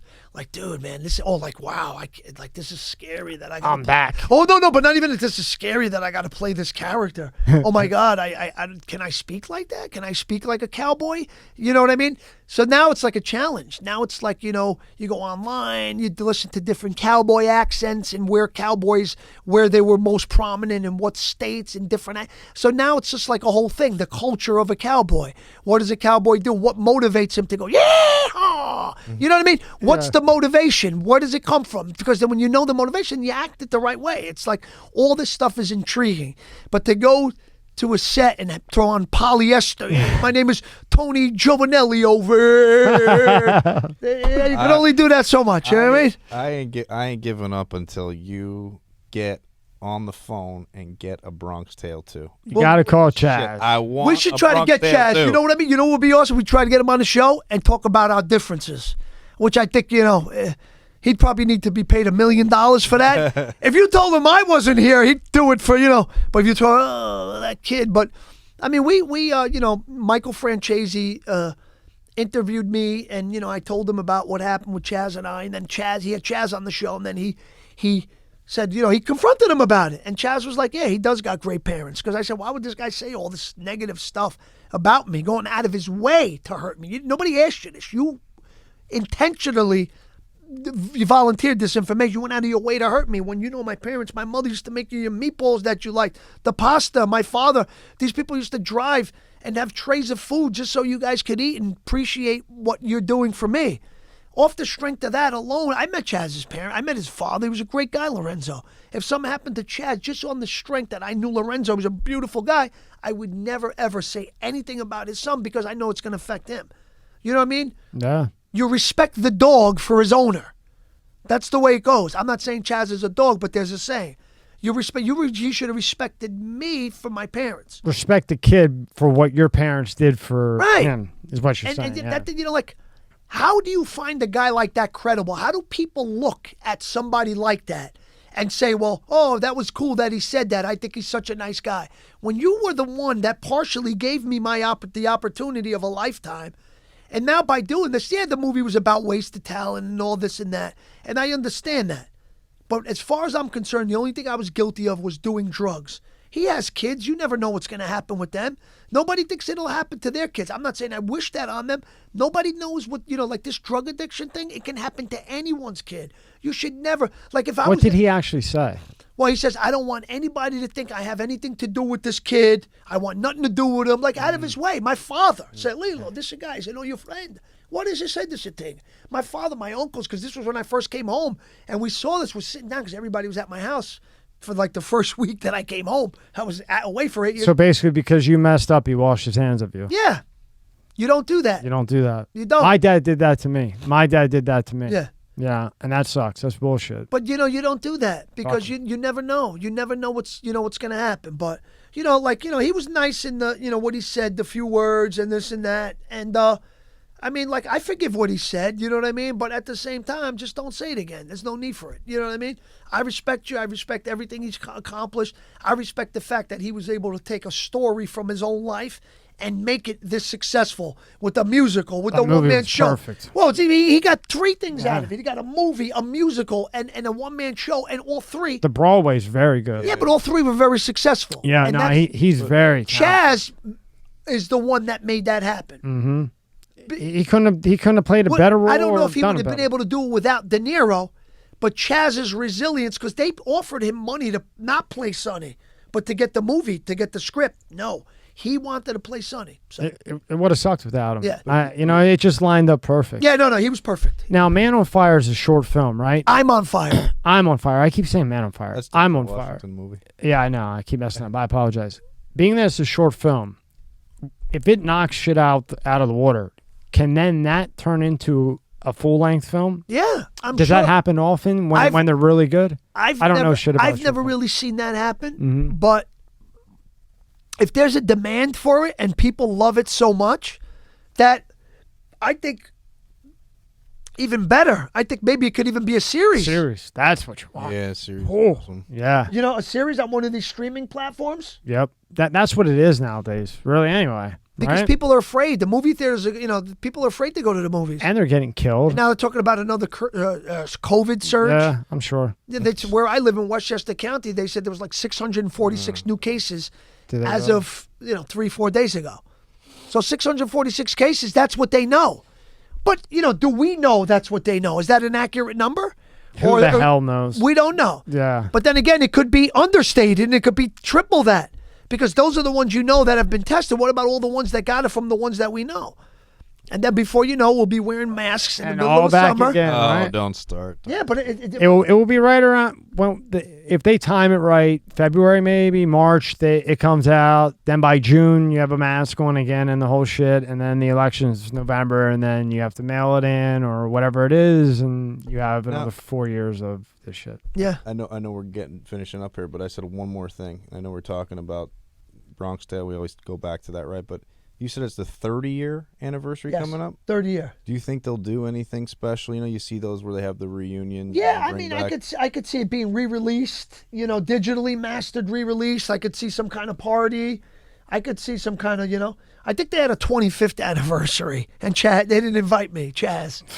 It's like not inviting Stallone to the Rocky anniversary. But if he reached out, would you? And the movie's about a gangster, a criminal, a guy killing people. It's like if he did reach out, let's say for the 30th, and I'll be there. I'll definitely be there. Put the differences aside. Of whatever course, happened. I like Chaz. Yeah, we used to have so much fun together. You know how much I laughed with him? He's a ball break. He's got a great sense of humor. Me, him, and when we used to see like pretty girls on the set, we would go beep beep beep beep beep beep beep. So then we would all look. There she is. And this is just De Niro too. Yeah. Yeah, De Niro's a cool dude too. Yeah. De Niro's he's introverted. He's not outgoing where he's gonna. But when he knows you and he's comfortable, he's another one. He likes to break balls. He laughs and But then then again, he's Robert De Niro. He doesn't want to. I mean, that guy's a living legend. Yeah. There's not too many that made it to that level. There's actors, and then there's that elite few that are, you know what I mean? Mm-hmm. And he's one of those.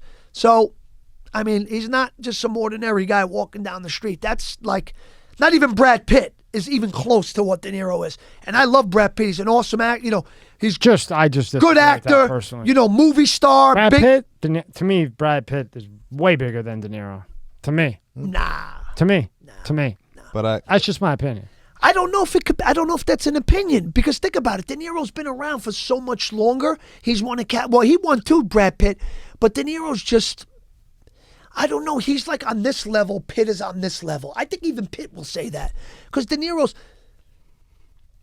I mean, there's something to be said to being able to survive and remain successful in this business for that long. I wasn't able to do it.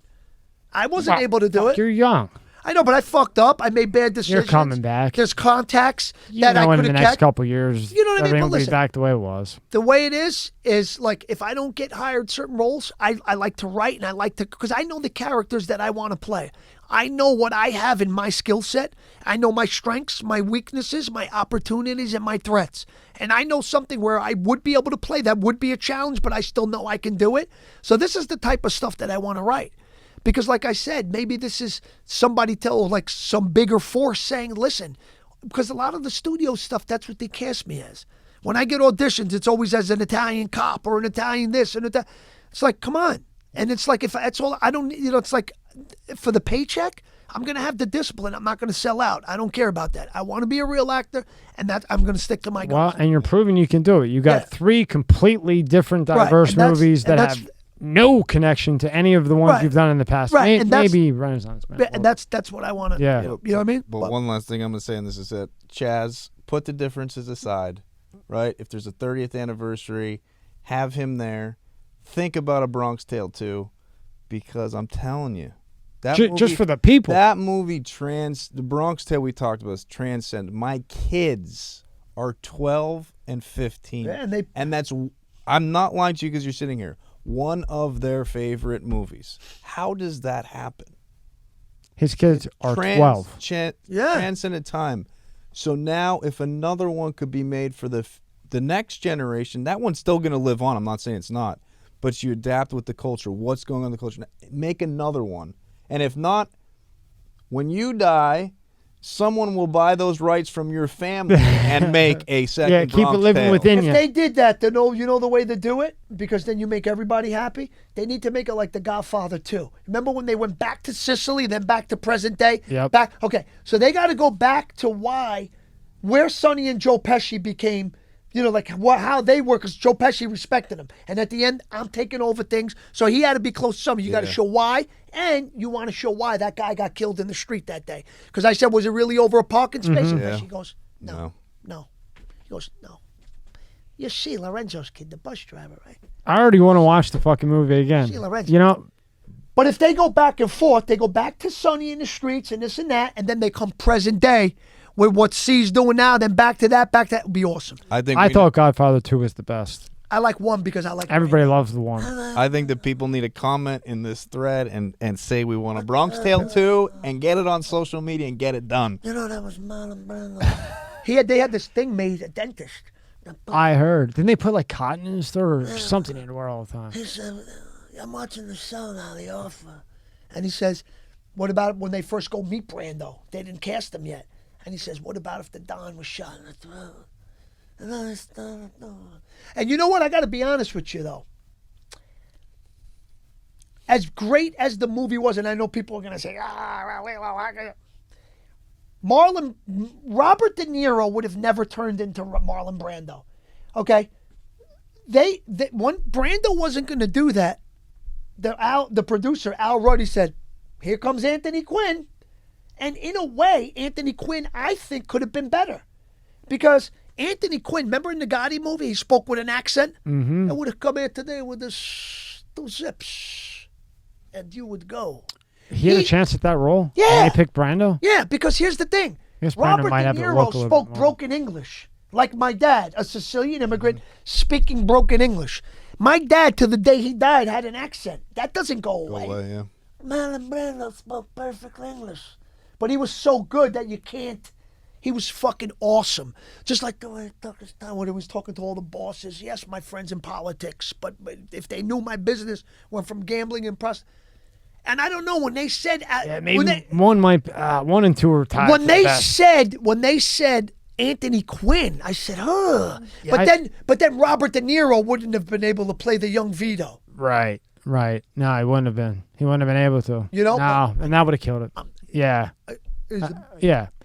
So, all right, man. Well, thank you for coming in. Appreciate it. Thank you, See brother. You soon. Thank you. I know you got to pee to death. Yeah. Get out of here. Go pee. He said he's got to pee. Thank you, and thank you, everybody watching. I really appreciate it. Thank you so much. You got it. I'll see you soon, Lillo. I love coming on this show, man. Thank you guys always. It's always a great time. Camera quick, we'll get the thumbnail right there. Oh, I'm sorry about that. No, you're good. You don't need to pull it off. No, just looking at that one right there. Look at it. Yeah, and smile if you want. Cheese. 5, 4, 3, cheese. 2, 1. Good. And then do you want him to say something, did you say? No, I